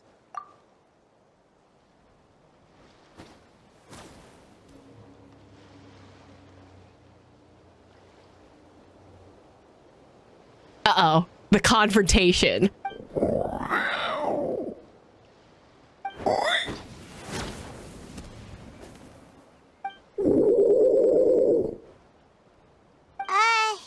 Any idea what they're saying? Sounds like things are more complicated than I imagined. There's evidence in this area suggesting that Koya might have been the victim of a human attack. Oh, so she's trying to get revenge. What? Shut up, Paimon.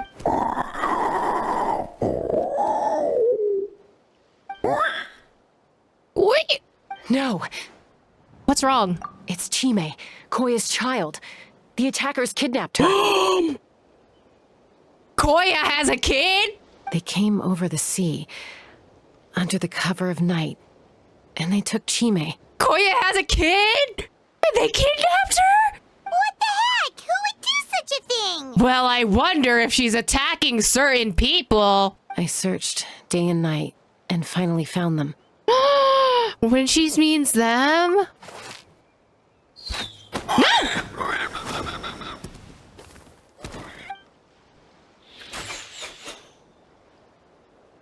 Oh, yeah! T'Pol's contraption is working like a charm. Got her in one. Hey, there's another one! Wait, is that the one that got away last time? What the hell? Who cares? Just get them all. T'Pol pays us per catch.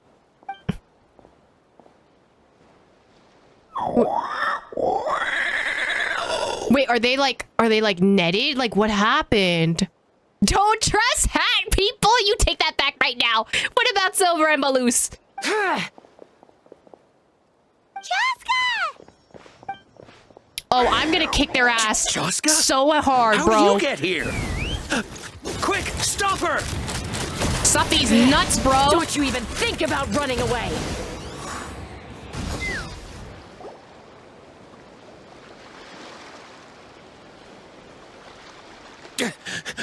Don't come any closer, or I'll... Go, Phlogiston Wings! Take me out of here! Okay.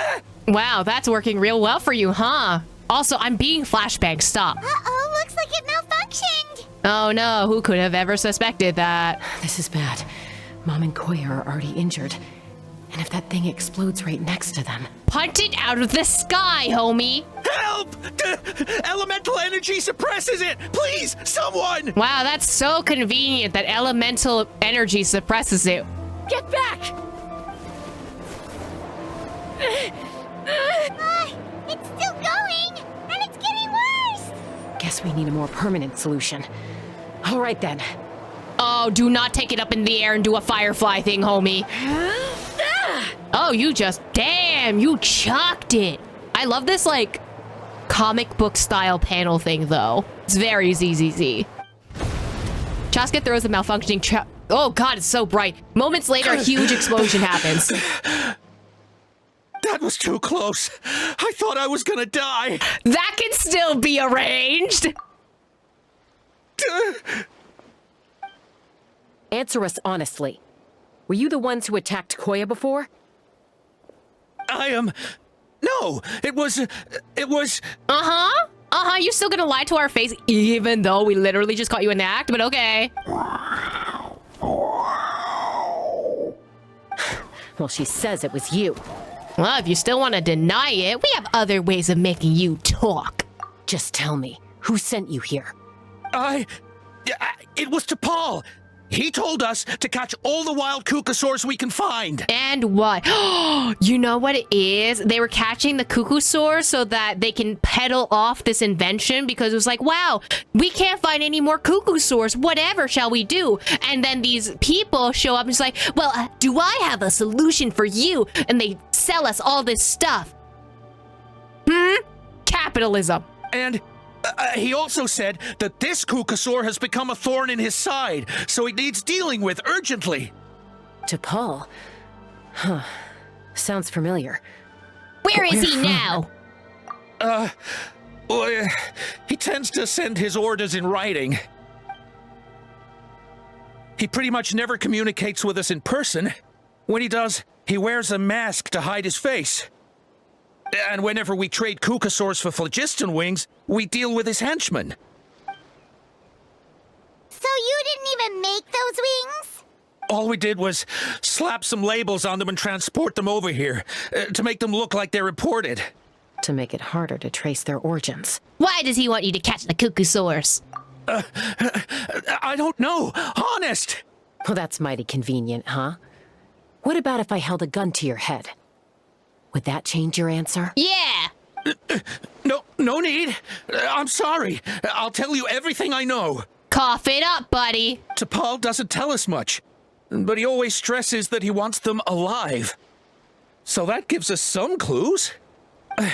This is just a best guess, of course, but we suspect that the gaseous phlogiston stored in the track balls is drawn directly from the Kukasaurs. What? Easy now. You're still injured. Hey, keep talking. Yes, ma'am. So, the gaseous phlogiston has to be highly refined in order to power the phlogiston wings. The slightest imperfection can have disastrous consequences, as you just witnessed. But the Kukasaurs have a natural ability to process gaseous phlogiston. So, if you use them as an intermediary, then... That's enough. So the Kukasaurs you took, where are they now? T'Pol should have them. But no one knows where he's based, apart from him and his henchmen. We've tried looking for it ourselves, even followed them a few times. But we always end up losing track of them. I don't know, that sounds like skill issue on your part. Ooh, what if we do an undercover sting operation, right? We get either the mom or the sister to, like, pretend that she was injured and we have to go with them and then we track them down, you know? Random thought. Maybe they're hiding up in the sky? Oh, yeah. The balloon that was never, like, done anything else. I guess this means we can't go after the ringleader yet. T'Pol. I'm sure I've heard that name. Maybe it was... Chasca, Traveler! Oh, girly pop, why are you here?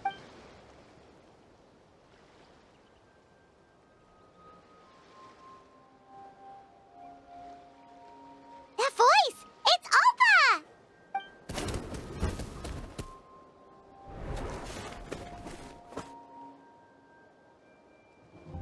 Elder Alpa? What brings you all the way out here? Well, I was patrolling nearby when I heard the sound of an explosion. What's going on? Let's fill you in. You explained T'Pol's scheme to Alpa. I don't believe it. Elder Alpa, does the name T'Pol ring a bell to you? I feel like I've seen it written down before. Maybe in a list of candidates for the flying trials? Huh? So he's a member of your tribe then? No. If he was a member of the Flower Feather Clan, I'd definitely know him. Should we head back to the tribe and do some investigating? Now that you mention it, I do remember a young man from outside our tribe who came to participate in our flying trials once. You were away on a mission at the time, which is probably why you don't remember him. He was a craftsman from the Children of Echoes, but he'd always dreamed of soaring the skies, so he wanted to join our flying squad. The Children of Echoes? That's rare. But despite his best efforts, he unfortunately failed to pass the trial and gain the Kukasaur's approval. In the end, he went wingless and returned dejected to the Children of Echoes. Wingless, huh? Maybe he invented the phlogiston wings to get revenge on the Kukasaurs. Perhaps. Or maybe it's simply his way of dealing with his regrets over his past flying endeavors. So he turned into poaching to do that? Either way, it doesn't excuse his abuse of the Kukasaurs. I'm gonna take these guys back and expose the truth to the tribe. It's time for this conflict to end. Easy, Chasca. Remember what I said about keeping a low profile? The ringleader still hasn't shown himself, and this man's allegation about powering the phlogiston wings with cuckoosaurs is only speculation. Bringing these men to the tribe now won't win over any current supporters of the phlogiston wings. In fact, it may even escalate the conflict further. After all, many are mistrustful of the cuckoosaurs after recent events. Is that why T'Pol waited until now to try to capture my sister? I don't know. I mean, he did tell us to spread negative rumors about the Cuckoosaurs and slip some mora to anyone opposed to them, but... Oh my god, he was bribing them too? But Koya only attacked humans because they stole her child! Nevertheless, we will be hard-pressed to change people's minds while emotions are running high. Unless we have irrefutable evidence. You mean we have to catch T'Pol himself? Bravo! My thoughts exactly. In the meantime, leave these men with me. I'll escort them back to the tribe. I'll take the other members of their crew into custody too. They won't get another chance to stir up trouble. Fair enough. I guess finding T'Pol is going to be the key to resolving this conflict. Let's hope the Children of Echoes have some info on him. Oh, Koya, we'll get your daughter back, I hope. I really hope she's not dead. Sorry, whatever it is, it'll have to wait till this is all blown over. I have to fix this situation before it spirals out of control. Mom, sis, rest up and get well soon. I gotta fly.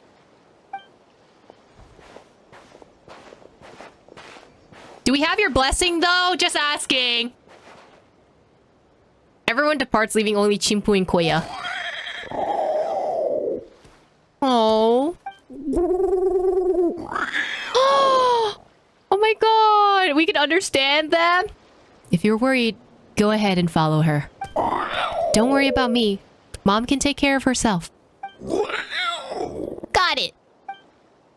Oh, she's worried about her sister. So Alpa says that T'Pol's from the Children of Echoes. But how do we track him down? Just ask around until we find him? Well, you have to keep a low profile. Let's start by talking to someone we know.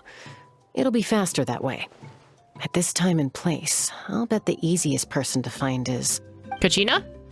Wakey, wakey, Shilonin. Oh, never mind. Shilonin's taking a nap. Oh, it's you. Oh my gosh, she's in the tree! Give me a second. I'll come down. Is this the new ship? Chasca and Shilonin? Is that what it is? Seems like you two both love climbing trees. And possibly each... Anyway.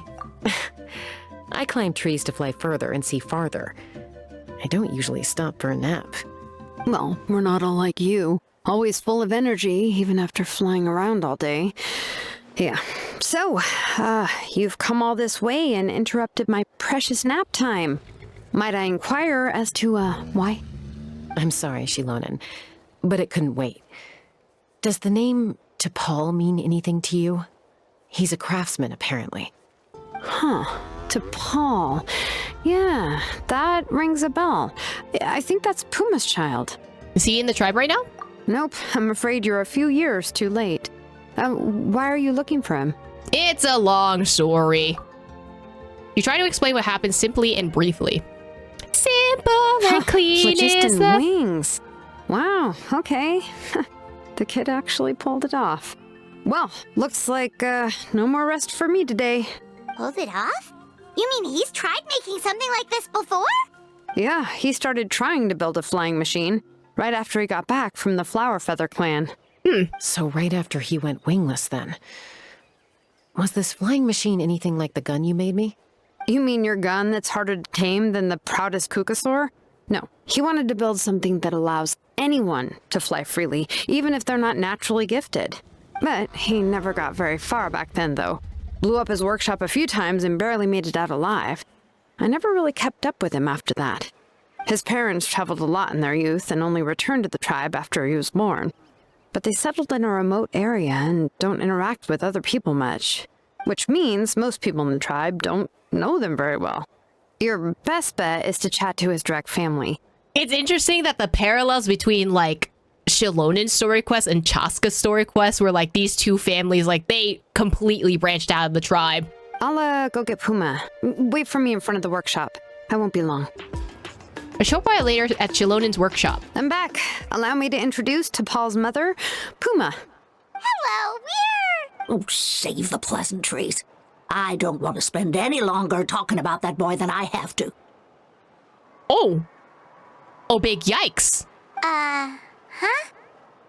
I disowned him long ago. He is no child of mine. Oh.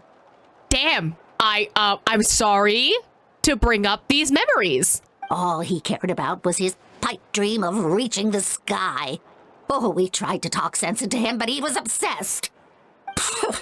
And then when he left us, he spouted some nonsense about building a workshop in the sky to avoid the constant criticism of us ground dwellers. Ground dwellers?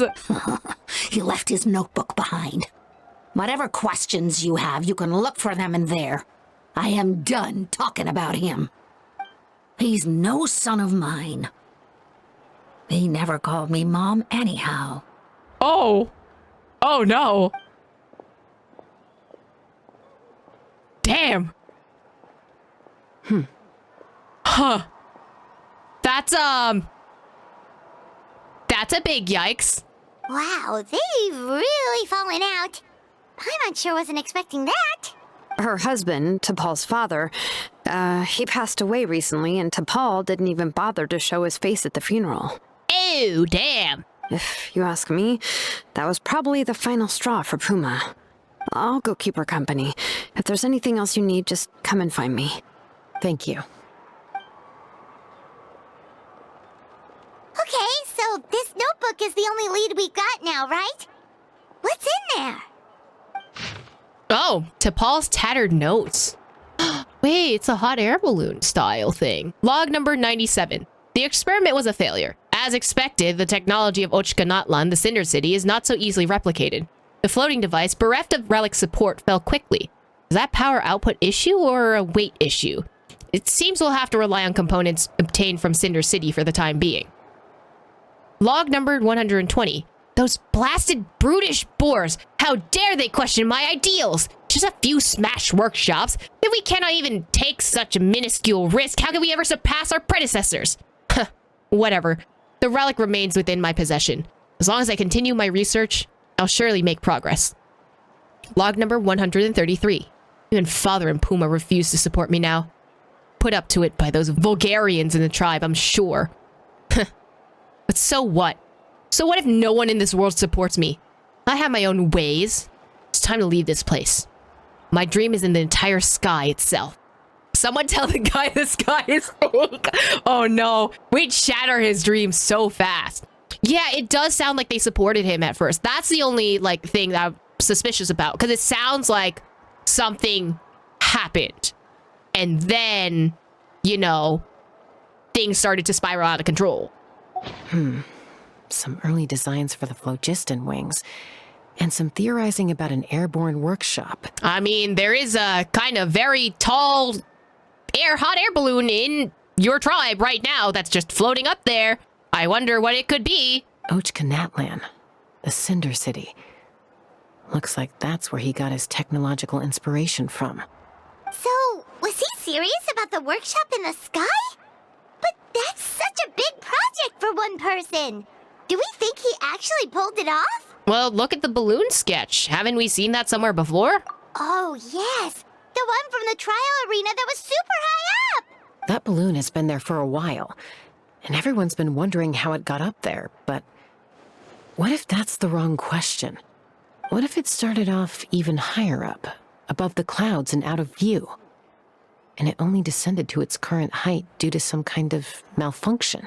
In other words, it could be... part of T'Pol's workshop? Seems likely. If T'Pol's base had been hiding above the clouds this whole time, that would definitely explain why Isidore couldn't find it. I totally called it! But how do we get up there? Chasca, can you even fly that high? By myself? Possibly. But with a passenger, no chance. I doubt even phlogiston wings could take you up that high. At least, not without that relic Paul mentioned in his notebook. What's the relic, though? Yeah, and he's probably holding on to it. We'll have to find another way. Can you fly up that high, Paimon? Nope. That's way beyond Paimon's altitude. Also, would you really expect Paimon to go up there and take on Paul all by herself? I don't know, just become the unknown god and you'll be fine. Also, is this confirmation that Paimon has altitude limits? Let's not worry. Just because we can't think of a solution doesn't mean no one else can. I'm not the only flying expert in my tribe, you know. Oh, good point. We should go ask Elder Alpa. And Mutoda. He was quite the flying ace back in the day, too. Let's head back and see what they suggest. Ooh, T'Pol's scattered notes is a book. Okay. Oh, hey, Girly Pop. How's the sleuthing going? We're doing good for now. How's Puma doing? Hanging in there. She seems to have calmed down now. I'll check in with her again later. I think something about handing you that notebook meant she was finally able to let go of a few things, so maybe this was for the best. Chasca, you're finally back. Things are getting really tense in the tribe. Have you made any headway with your investigation? Some people even think we arrested the merchants just to support the flying squad and crack down on the phlogiston wings. Oh, if things are still escalating even though we've rounded up the merchants, maybe there are other parties out there farming the flames too. We found some promising leads, but there's a major obstacle standing between us and the irrefutable evidence we need. Chasca explains what you found out about T'Pol and your theory about the workshop. A relic from the Cinder City? So Ochcon's still managing to sow discord, even after all these years. An airborne workshop and a hot air balloon above the trial arena. And that's where you're trying to get to now? Well, any ideas on how we can get up there? Neither phlogiston wings nor a Kukusaur can take you that high up. Do you really think that's where T'Pol is hiding? You know what? There might just be a way. Really? Do you still remember those spouts in the arena? Yeah. When they were all blocked, the gaseous phlogiston was trapped and unable to flow. But now, it's flowing freely. If we were to block them up again... You mean all of them except the one at the very top of the arena? To build up the pressure there? You know what? That's kind of smart, actually. Precisely. With all the gaseous phlogiston flowing through one spout, it would create a high-pressure wind current. And then we just ride it up into the sky! Yes, it has its risks, but with Chasca's abilities, I think she could manage it.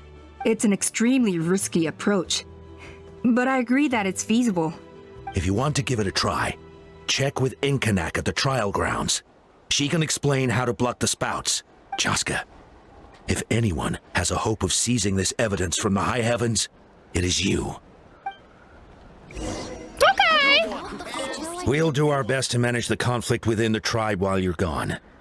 Hopefully, it'll buy you some time. Chief, we should put a defense plan in place, just in case.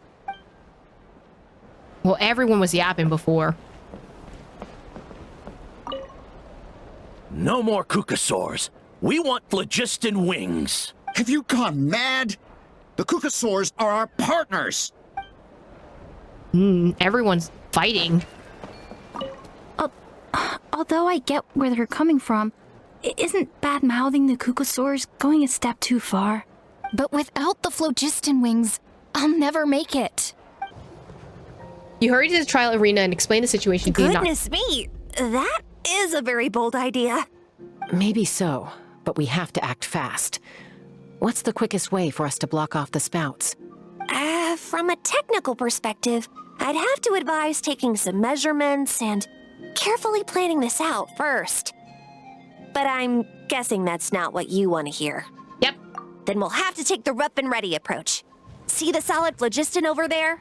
Our prior inspections revealed that some kind of stable structure has formed inside, making it highly damage resistant. It's not without its weak points, but unless they're all struck at the same time, the structural integrity won't be threatened. So, what happens if we do strike them all at once? Paimon, think with the tiny brain of yours right now. If she said if all of them are struck at once, they would have issues. It'll collapse. Okay. I see where you're going with this. Yeah, you got it. As long as you hit all the weak spots at once from the right angle, the solid phlogiston will fall right on top of the spout and block it up. Well, that doesn't seem too hard. You're right about rough and ready.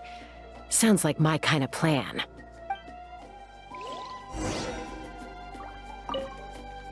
As long as you hit all the weak spots at once from the right angle, the solid phlogiston will fall right on top of the spout and block it up. I'm so sad they are reusing the voice lines. All right, now what do I gotta do? Let's block this. Look! There's a chunk of solid phlogiston right over that spout! There we go. Not too bad. Bullseye! Uh-oh. Where are we going? There we go. And then one more. I didn't mean to do that. That's my bad. That is my bad. Oh, I forgot this one was on the floor. Hold on, hold on, hold on. Get me out of here. No, not like this! This is why I'm not pulling for you, homie. Anyway. All right, now what? It actually worked! But wait, how are Paimon and the Travelers supposed to get up there? Soar? Koya can give you a lift. She's actually been following us this whole time. Damn, so you noticed. Okay. Wow, Paimon didn't notice at all. Why didn't she come and join us? Well, probably because she didn't want to get too close to humans. Or maybe just me. But right now, we need her power. Whoa, you didn't even have to summon her. Listen, they're siblings. They just automatically summon, you know? Yes, up there. That's probably where Chime is. All right, let's go have a little talk with this T'Pol. Well, up we go. Oh, we're going up. How convenient them to put rings up here. Ooh. Oh, wait. Why does that look like Fontanian crystals? Paimon's never flown that fast before. She feels so ready to throw up. Please don't throw up on me, though, Paimon. At least we made it in one piece. Aha. Just as I thought. It might look like a regular hot air balloon from the outside, but up close, it's clearly been heavily remodeled. And sure enough, it only descended below the cloud line because the custom-built machinery malfunctioned. Can you tell what the issue is? I should be able to figure it out with T'Pol's notebook.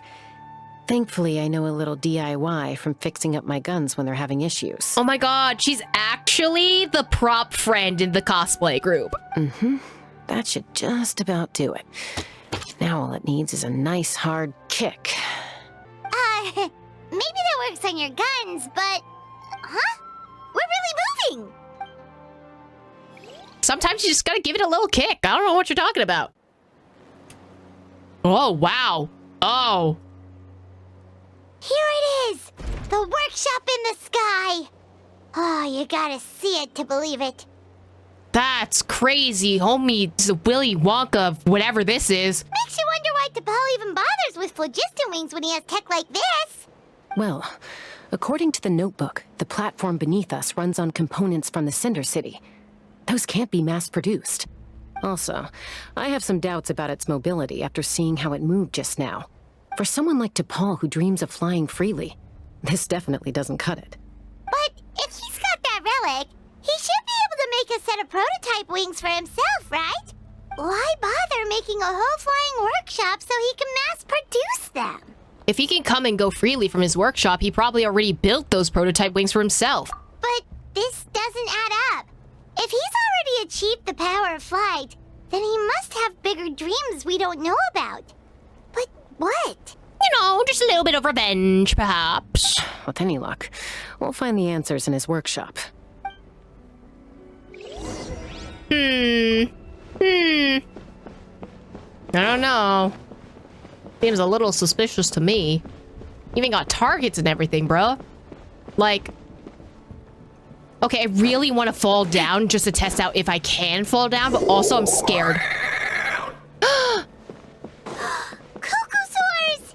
Seems like the merchants were right. Paul's using them for his own ends. I'll bet that mechanism on top of the cage opens the door. Let me give it a try. Uh-oh, uh-oh, uh-oh. User E! Girly Pop, User E! Hold on! Hold on, we're going down! Oh no, we're going down. Oh, we're going... No! Well, I guess I'll find out what happens.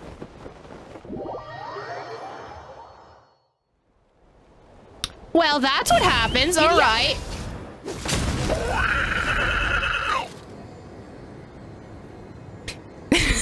We're going down, around. The sugar, we're going down, swinging. Oh god, hold on. Wait, do I have enough phlogiston? Okay, I'll be fine. I'll be fine. Don't worry about it.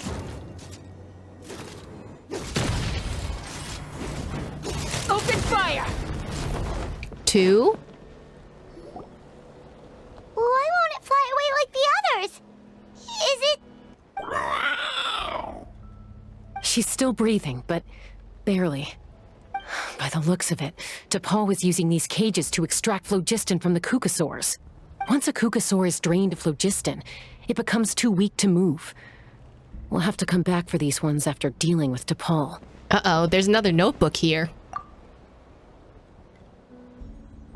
Let me see. Looks like a record of his phlogiston research. Oh. Log number 330. With the support of... I was finally able to launch the airborne workshop. Even though it relies on a relic for 80% of its power supply, I've at least taken the first step. Log number 348. Research on the relic is progressing well. I should be able to replicate the technology and scale up production very soon. Has proposed a name for this groundbreaking invention, the phlogiston wings. I think I'm getting close. Soon I will achieve my dreams. Log number 377. Encountered some issues with the new smaller model phlogiston wings. The gaseous phlogiston showed some volatility during the refinement process. Thinks we should proceed at a more cautious pace with the refinement experiments. But after so many past failures, I have to prove that I will succeed this time. I just realized they used, I don't know if it's a vibraphone or a Ratchet and Clank style thing, but I like the whatever sound they're using for the blocked out words. Log number 114 ran an experiment using cuckosaurs to refine gaseous phlogiston. It was a success. Log number 117. I have started recruiting merchants and hunters to capture wild cuckosaurs. Log number 121. Major breakthrough in the efficiency of phlogiston yield. Huh? So many parts have been crossed out! Based on the context, it should be someone's name. Yeah, probably the contact he alluded to in his other notebook. Guess he has a benefactor. Did anyone else notice how the numbering system in this notebook suddenly changed halfway through? Yeah, and the tone seemed to change a lot too. We haven't got time for textual analysis, I'm afraid. But that's all I do! Grab the notebook and let's press on. Chasca, you can't tell a lore person to stop doing their textual analysis! Chasca's a lore skipper, for real, for real. Girly Pop, you okay? Girly Pop's not okay. Alright. Where are we going? Oh, what do we do with that? Never seen one of these before. Looks like this was built with the Cinder City components, too. Oh. You're not thinking of giving it a nice hard kick, are you? Why not? Perhaps I will. Oh. We're going here. Whoa! Oh no. What's that mechanism doing? It's asking for a nice hard kick where it hurts. Aim for the weak spot. Hold on. The Glock's not working. Give it a second. Oh, girly. Girly. The girls are in fact girling, and we are falling. What Hello? are they doing here? It's T'Pol's henchmen. He must have brought them here using the relic in his prototype wings. Watch out! Well, I would have loved to know that, I needed people to fight. But you know what? That's on me. That's on me. I could also just use Chasca, but I have nothing to swirl. Oh, I literally just have Hydro. My bad.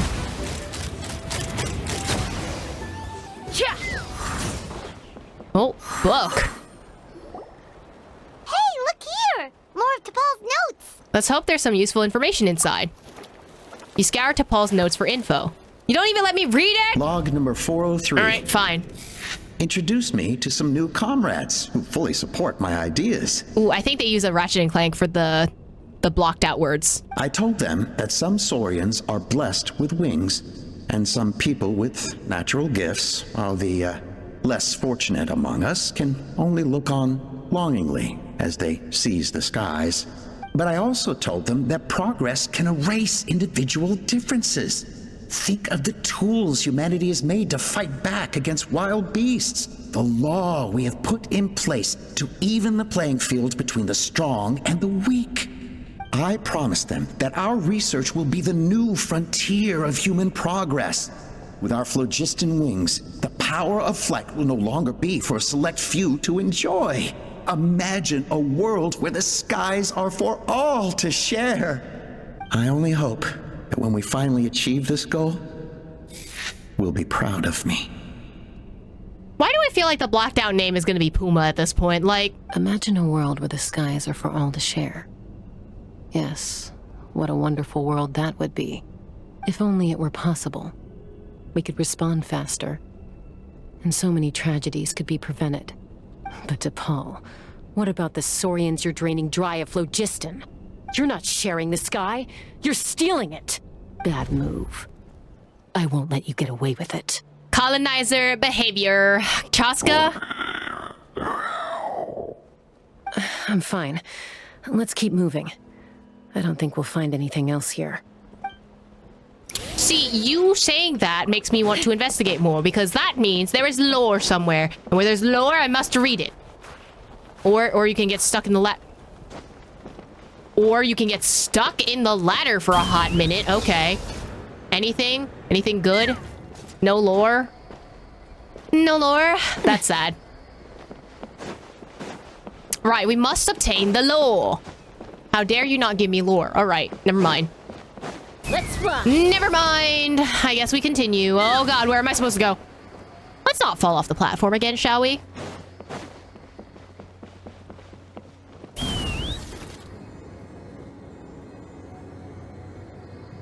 Well, it's not too bad. This seems huge.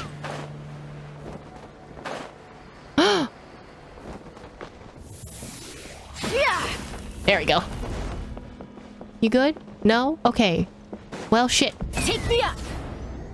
Anyone else? Anyone else trapped? I don't want to leave a Cuckoosaur behind. I flew past the Cuckoosaur? No, we're not leaving them behind. No Cuckoosaur left behind. We freed all the Cuckoosaurs we could, right? Oh, that's a huge win already! Go us! Okay, so they do alert us as to how many there are. Well, now I don't need to look for any of them anymore. Sick! All right. Anyone here? Any lore to be found? This looks like a fighting platform. The way she landed was Looks so like cool. We've reached the center of the workshop. And still no sign of Koya's baby. Let's search this area for now. If we still can't find Chime, we'll double back. Okay. You split up and begin your search.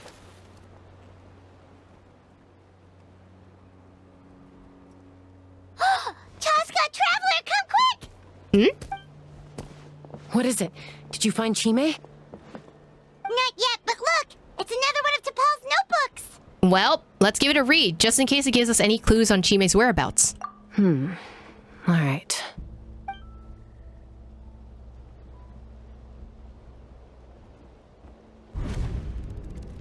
Log number 428. We decided to restart the experiments on phlogiston refinement. but without telling. Oh. This is the final obstacle to the success of the Phlogiston Wings project. We cannot fall at the last hurdle. Log number 436, earlier today, suggested using cucosaurs as an intermediary to extract refined phlogiston. It's certainly feasible, but... What if the blocked word is T'Pol, and the person that's speaking is not actually T'Pol, but someone that took over the project in his stead? Anyway, as long as our secret experiment succeeds, I'm sure won't bring it up again. I genuinely think T'Pol is the blocked word, because it's giving me like Tesla and Edison vibes, you know? This guy, whoever's voicing, has to be Edison. Log number 443. We will conduct the experiment tomorrow. Well, birthday is coming up, so hopefully we'll have a birthday surprise for her. Oh, wait, no, but they used her for the name, so... Who is she? Now I'm going back to the Puma theory. Log number 444. Ooh. That's a death number. I don't like that. Huh? Why is this log empty? Maybe he had a kid? I guess whoever wrote down the log number was prevented from recording the results. There's more. Let's keep reading.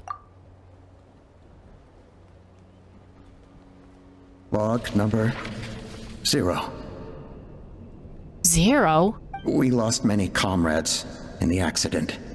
Among them are friends, lovers, and children. But we cannot stop now.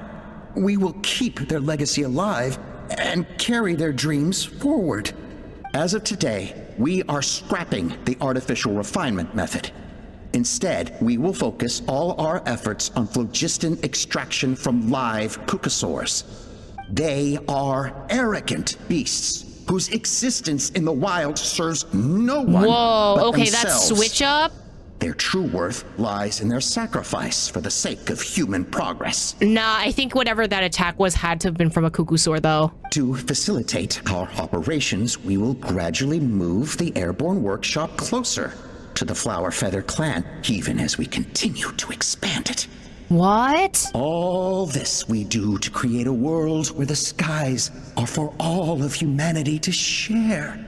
All this we do to make T'Pol's dream a reality.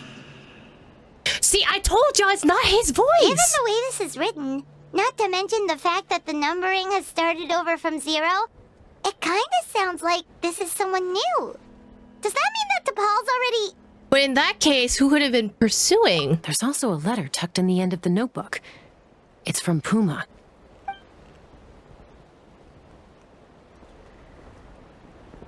T'Pol, I don't know where you are right now, so I don't know how to reach you. My best bet is to send this letter to the Flower Feather clan. Your father is gravely ill. Oh, I know we've had our differences in the past, but he is still your father. Won't you come and visit him? Please. I know you never liked him and cared even less for me. All you ever yearned for is the sky. And your birth mother. Oh, that's probably the she he's referring to. But we'll still be waiting here for you if you do come back. This may be the last chance you'll get to see your father. So Puma's not T'Pol's real mom? Huh. Well, she did say he never called her mom, but I'm gonna assume she was just venting. I mean, in the text itself, it said that Puma, like, her name was listed out. It wasn't even mom. We know that T'Pol's father passed away quite recently, and this letter looks recent. By contrast, the writing in this notebook is old and faded. It looks like the real reason T'Pol didn't attend his father's funeral is because he'd long since passed away himself. Then T'Pol's birth mother, the benefactor who funded this workshop, then the real ringleader behind all this, is the benefactor. If we ask ourselves why this letter was sent to the Flower Feather clan, why T'Pol always yearned for the sky, and how he got his hands on a relic from the Cinder City, it all points to one answer. That's right. T'Pol was my child. He was born during my days as a wingless wanderer. The mom? His birth gave me new hope. I wanted to become the kind of mother who spent her days as a valiant rider, soaring the skies. Not an aimless, wingless nobody, but his father wanted to settle down, to give his child a safe, sheltered life in his tribe. What? We fought about it constantly, until the love we once had for each other was gone. That's no way that's her. He started a new family, with another traveler who was also looking to return home. And I went back to the Flower Feather clan, alone. Bro, what? Oppa? I had no idea that despite being raised among the children of echoes, my child still harbored dreams of the skies. Can you imagine, Chasca? The joy and surprise I felt when he showed up at my door, asking to join the flying trials. Or how proud I was when he said he wanted to prove his own worth, rather than relying on my position as elder. Wait, hold on. But why would you do that? You literally can ride a cuckoo sword. Like, she has a vision? Yes, she has an animal vision. So, she has an animal vision because her son died. It was there all along. It was staring us in the face. And then the anguish that overcame me when he was rejected by the cuckosaurs and became wingless, just as I had after my injury. You've got a lot of nerve showing your face here. Don't take this the wrong way, Chasca. I'm not here for a fight. I just want to talk. Isn't that your preferred way to resolve things? I trust you've learned of T'Pol's wish on your way here. A world where the skies are for all of humanity to share. And the reason why you didn't want us to tell anyone else and to be discreet about everything is because you didn't want anyone else in the tribe to find out, so no one could help us, huh? If only his dream can be realized, no one will ever have to lose their wings again. Our aerial prowess will be greater than ever before.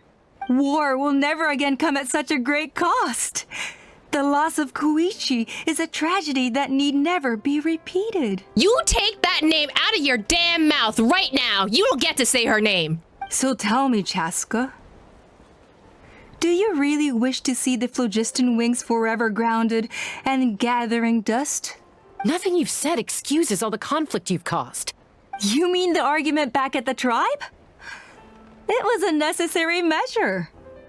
Sometimes this is the only way to accelerate the pace of progress. Okay, so why not work on artificial ways instead of extracting the power from cuckoo swords? Why not find the artificial way? Your son was already working on that. Like, why immediately 180 on that? Right, she brought up Kuchui's name as she thought he was gonna change her mind. You gonna take her name and rake it through the mud like this? Is a mother harming her children when she coaxes them into swallowing a bitter pill? Of course not. It is a brief moment of suffering for the greater good, and the child would come to understand this in due course. But who's to say that you make that decision, huh? The phlogiston wings are that bitter pill. We will never progress as a tribe if we cling to the scraps the cuckosaurs offer us.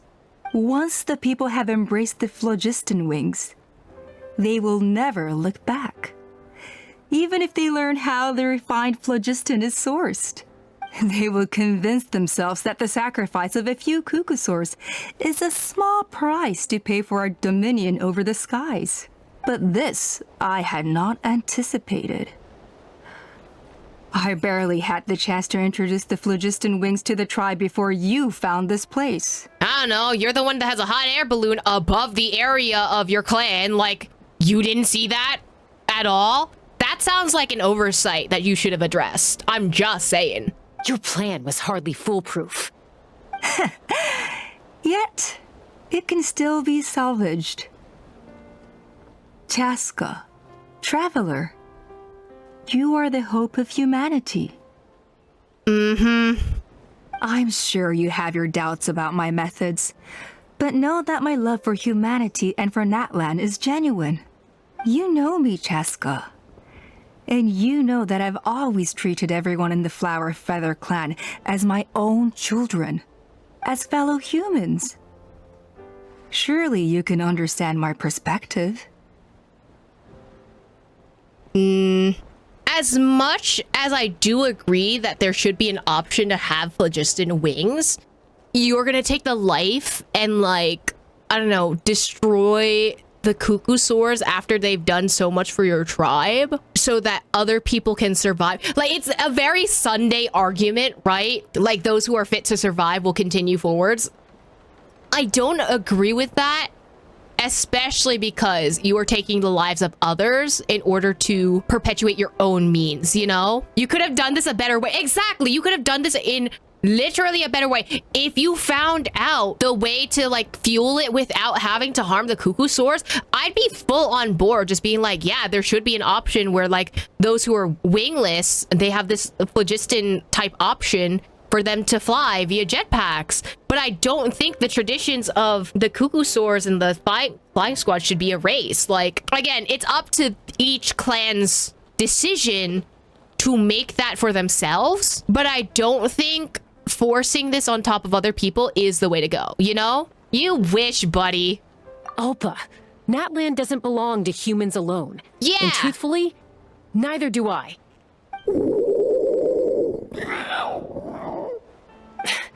How many times has the Abyss invaded Natlan now? And yet, despite how much stronger it is than us, Natlan still stands as a nation of humans and saurians. Peace imposed by force will crumble in a matter of days, because social bonds are what hold a civilization together. Weren't you the one that taught me that? And yet you would break the bond we share with our saurian companions to take more power for ourselves? That's as stupid as hacking your own arm off to use it as a club. They are wild beasts, driven purely by instinct. How could they possibly understand human social bonds? Do you not fly on a cuckoosaur and entrust it with your life while you're flying? Like, think about it. Girly Pop, you are contradicting yourself. Ugh, how did someone like her ever become a writer? Maybe cuckoosaur instincts are not so different from ours because clearly she had them fooled too. You overestimate them. They bow to the strong and shun the weak. That's all there is to it. They never gave Tepal a second glance when he was at his lowest, nor me when I returned injured from the Cinder City. You know what I just realized? This is the plot of Pokemon Black and White. This is literally just the plot of Pokemon Black and White and Pokemon Sword and Shield. It's all about survival of the fittest for them. Plain and simple. Okay, Sunday. They obeyed me once I proved myself stronger than them. But the moment it serves them better, they'll abandon me in a heartbeat. Yeah, and you're not saying this like humans do that as well. You're literally doing that to the cuckoosaurs too. Like, hello? You're wrong, Alpa. They only reject the wingless because they don't want to fly anyone to their death. Chasca, I will promise you this. Only the unruliest wild cuckoosaurs will be used for phlogiston extraction. The ones who have nothing else to offer to humanity. Why do people have to be useful for you in order for them to survive in your world? Like, just think about it. As soon as someone becomes useless, you're just gonna throw them off? What happened to community? What happened to being friends with people? Like, you're a leader of a whole squad. Do we not know of team building? That's crazy. Like...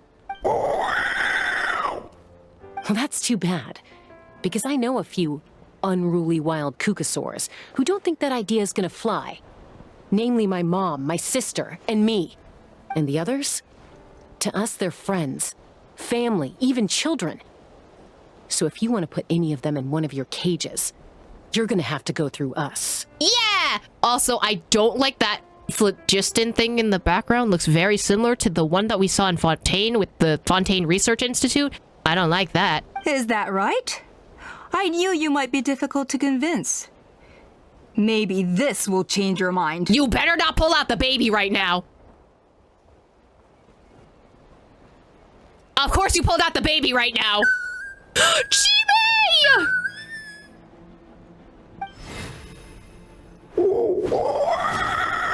You heard Chime? You're dead, bro. You're dead. Chime!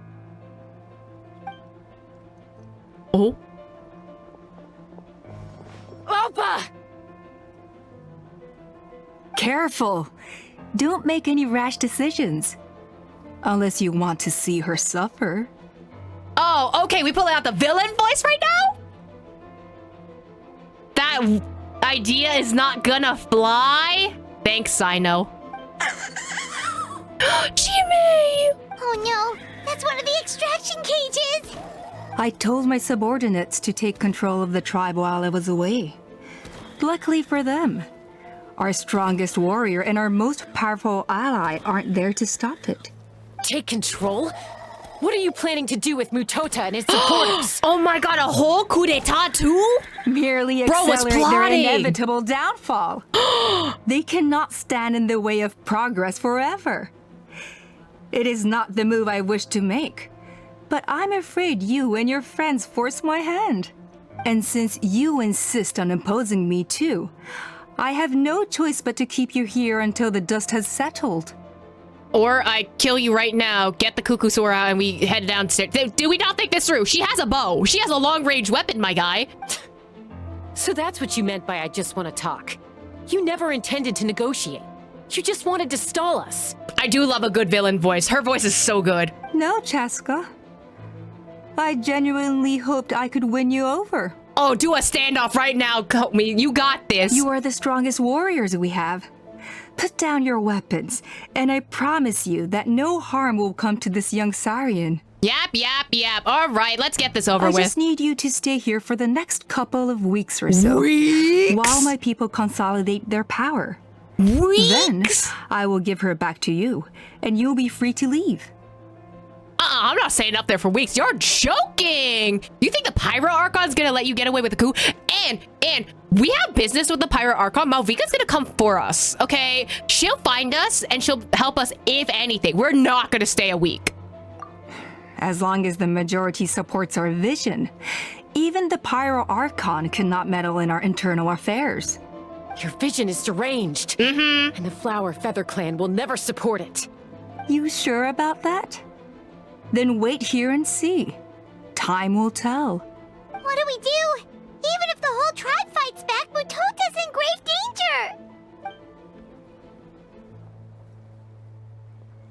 Stop delaying the inevitable! Drop your weapons and get into the cages, now! Into cages? Chasca can literally just shoot that. It's literally on top. Chasca shoots it, right? We handle Alpa. Take her down right now. Easy. She's still holding Chime hostage. Is there really no other way? Koya, don't do anything stupid.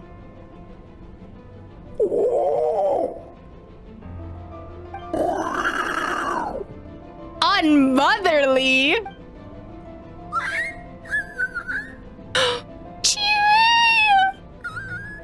I don't want to be a burden. What kind of warrior would that make me, Chime? Koya? Huh? What are you yapping about? You were yapping for like 10 years. Let us yap a little bit, okay? Stand down. Drop your weapons, now! Oops. No! The relic! Oh, we're all gonna die. Wait a minute. I just realized. Now!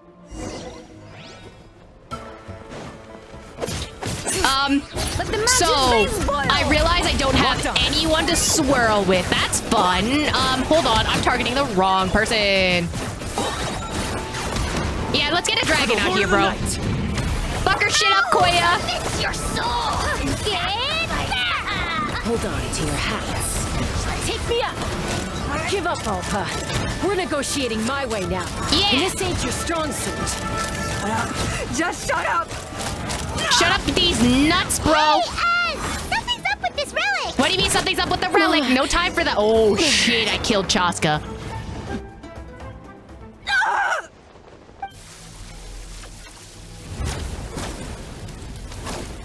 Ooh! Oh, that's so fun. I love that for us.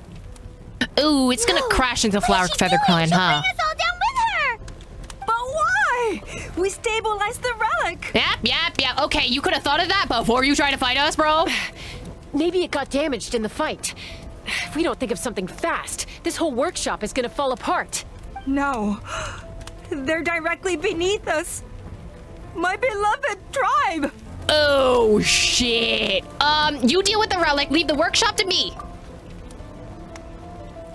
If we don't solve this problem at the source, the whole place will come crashing down. Okay,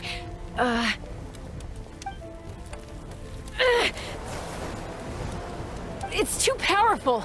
This ain't a toy like last time. I don't think I can just throw it aside. But we need to get it far away before No. Then the tribe will be safe, and so will this workshop. Don't do a firefly. Do not do a firefly right now. Koya, you better fucking not. Koya, remember when we were kids?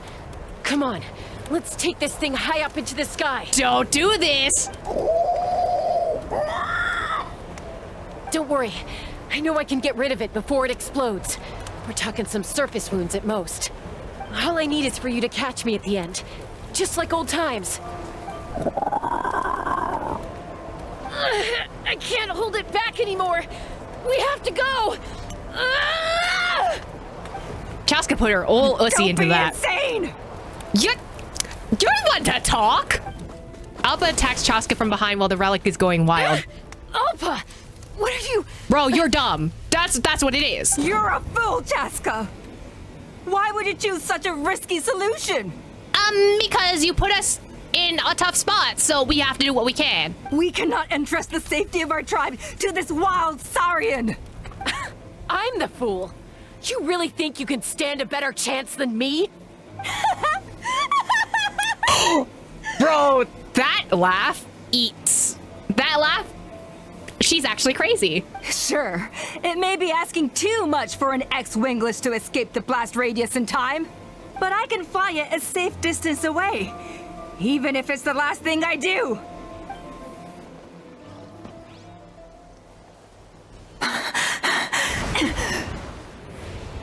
Okay, if she fireflies this, I'm okay with this. This should be high enough to save the clan. Okay. Bye, girly pop. What? Oh, she's actually coming to You rescue. don't get to die a hero today. Literally a cacolia right now. Oh, oh, that's bad.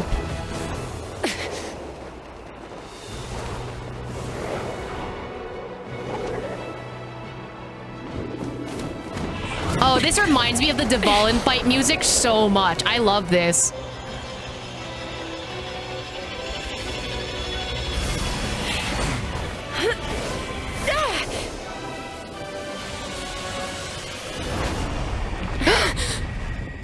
Koya?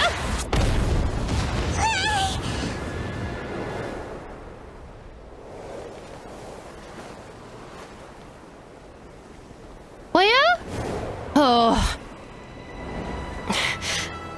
Is Koya okay? Oh, you got a little scar on you. Oh, they're okay.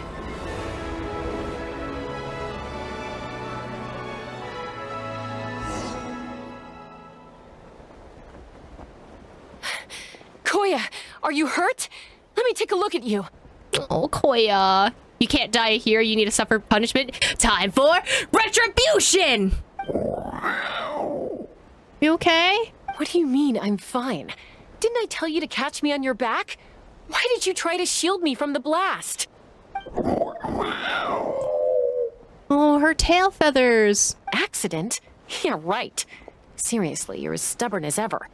Chasca, Koya! How are things looking here? It's all taken care of. All it took was a little DIY. She literally said, oops, my hand slipped, right? I think that's putting it mildly. Listen, I did what I could. Relax. I owe you one. Again. Nah, you don't owe me shit, bro. You're good. We homies. Chime! We can get Chime out of there.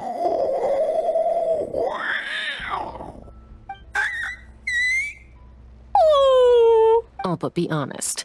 Do you still think Kukasaurs can't form bonds? Mom, I'll figure out the refinement problem. I'll find a way. You don't need to worry about it. I just need some more time. That's all I ask. Please just trust me. Just this once.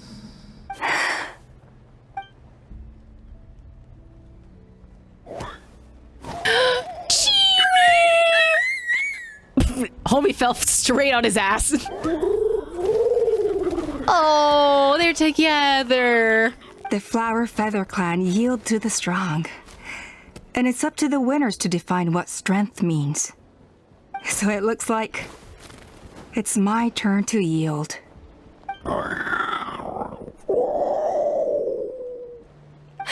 Koya! Koya! Hello? You can't do this, homie. She can't lose another sister, bro. No! You can't.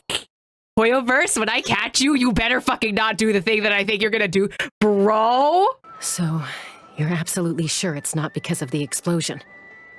Yes, for the 10,000th time, I'm sure. The blast barely touched her. The reason she fainted was old injuries playing up, compounded by overexertion in recent days. Koyoverse, when I fucking catch you for this, I swear to God, this goddamn cop-out, I was gonna fight you. The moment she finally relaxed, all the built-up stress finally caught up with her. And no wonder. Honestly, she's just like you. Anyway, now you know how we feel when you go off risking life and limb. Not the Your lecture, mother and I would homie. both appreciate it if you lived less dangerously. You know she wrote to me from the Masters of the Night Wind, just to scold me for not doing enough to keep an eye on you. It really do be the scolding as soon as they realize that you're safe, huh? If she wasn't so busy with work, you can bet she'd come back here and chew us both out in person. I'll find an opportunity to apologize to her. I promise. You'd better. No more avoiding us, okay? And don't get me started on all the checkups you've missed. Got it. Got it. Huh?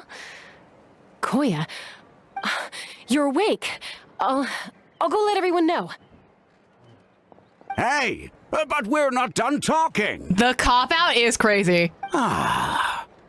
What are we gonna do with her, Even after everything that's happened, she still hasn't figured out how to start the conversation with you. Homie is less yappy, okay? She keeps saying, I don't think Koya has forgiven me yet.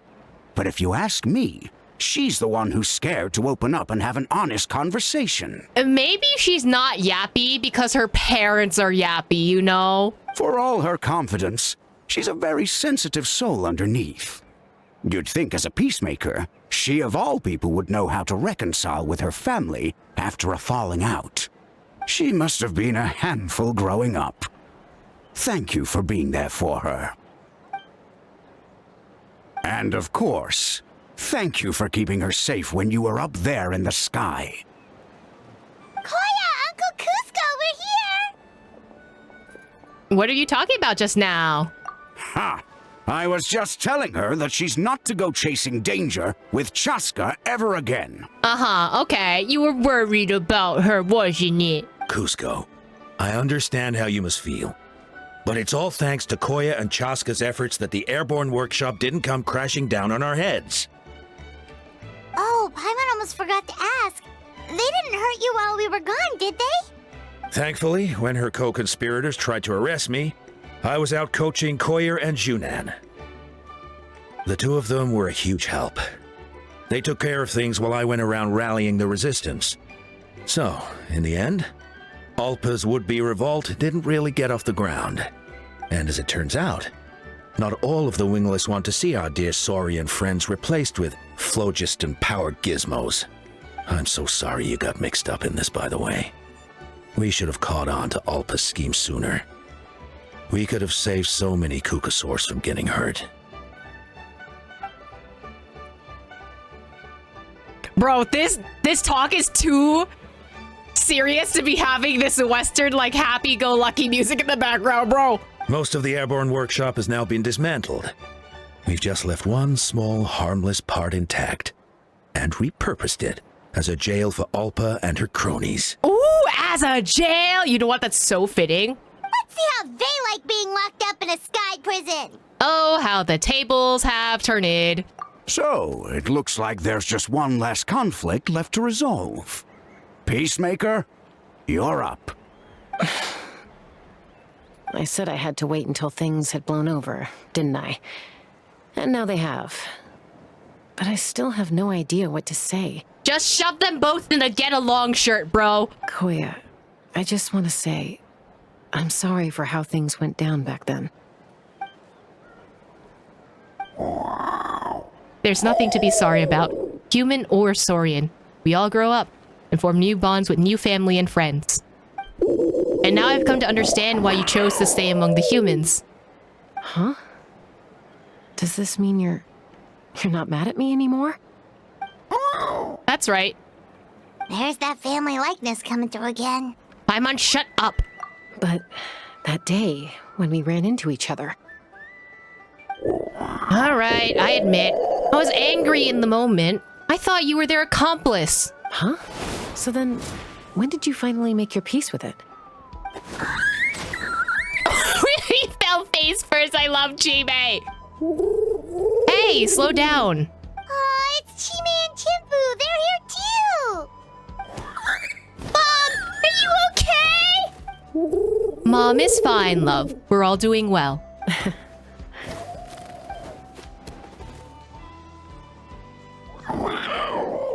I guess it was when it was my turn to embrace a new family of my own. Ah!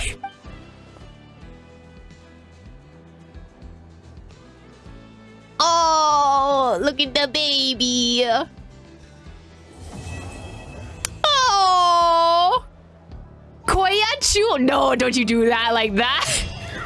They're fine. Just look at them. I think this is my favorite tribe quest out of all of them so far.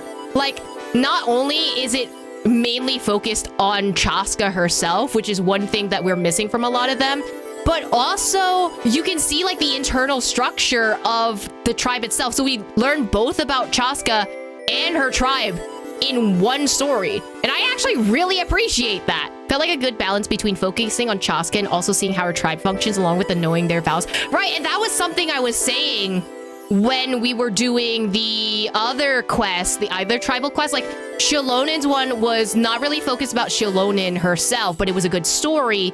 Kanich only really focused on, like, the tribe and not really about Kanich himself. And Mualani's one was more focused about herself versus the tribe. Like, even though we get snippets of it, I think this story quest is actually the perfect balance of character and tribe interactions and like finding out information for both of them. Hopefully Sitlollies will be good too. I mean, hey, if they're doing really well with this one, I'm really honestly hoping Sitlollies is also really good.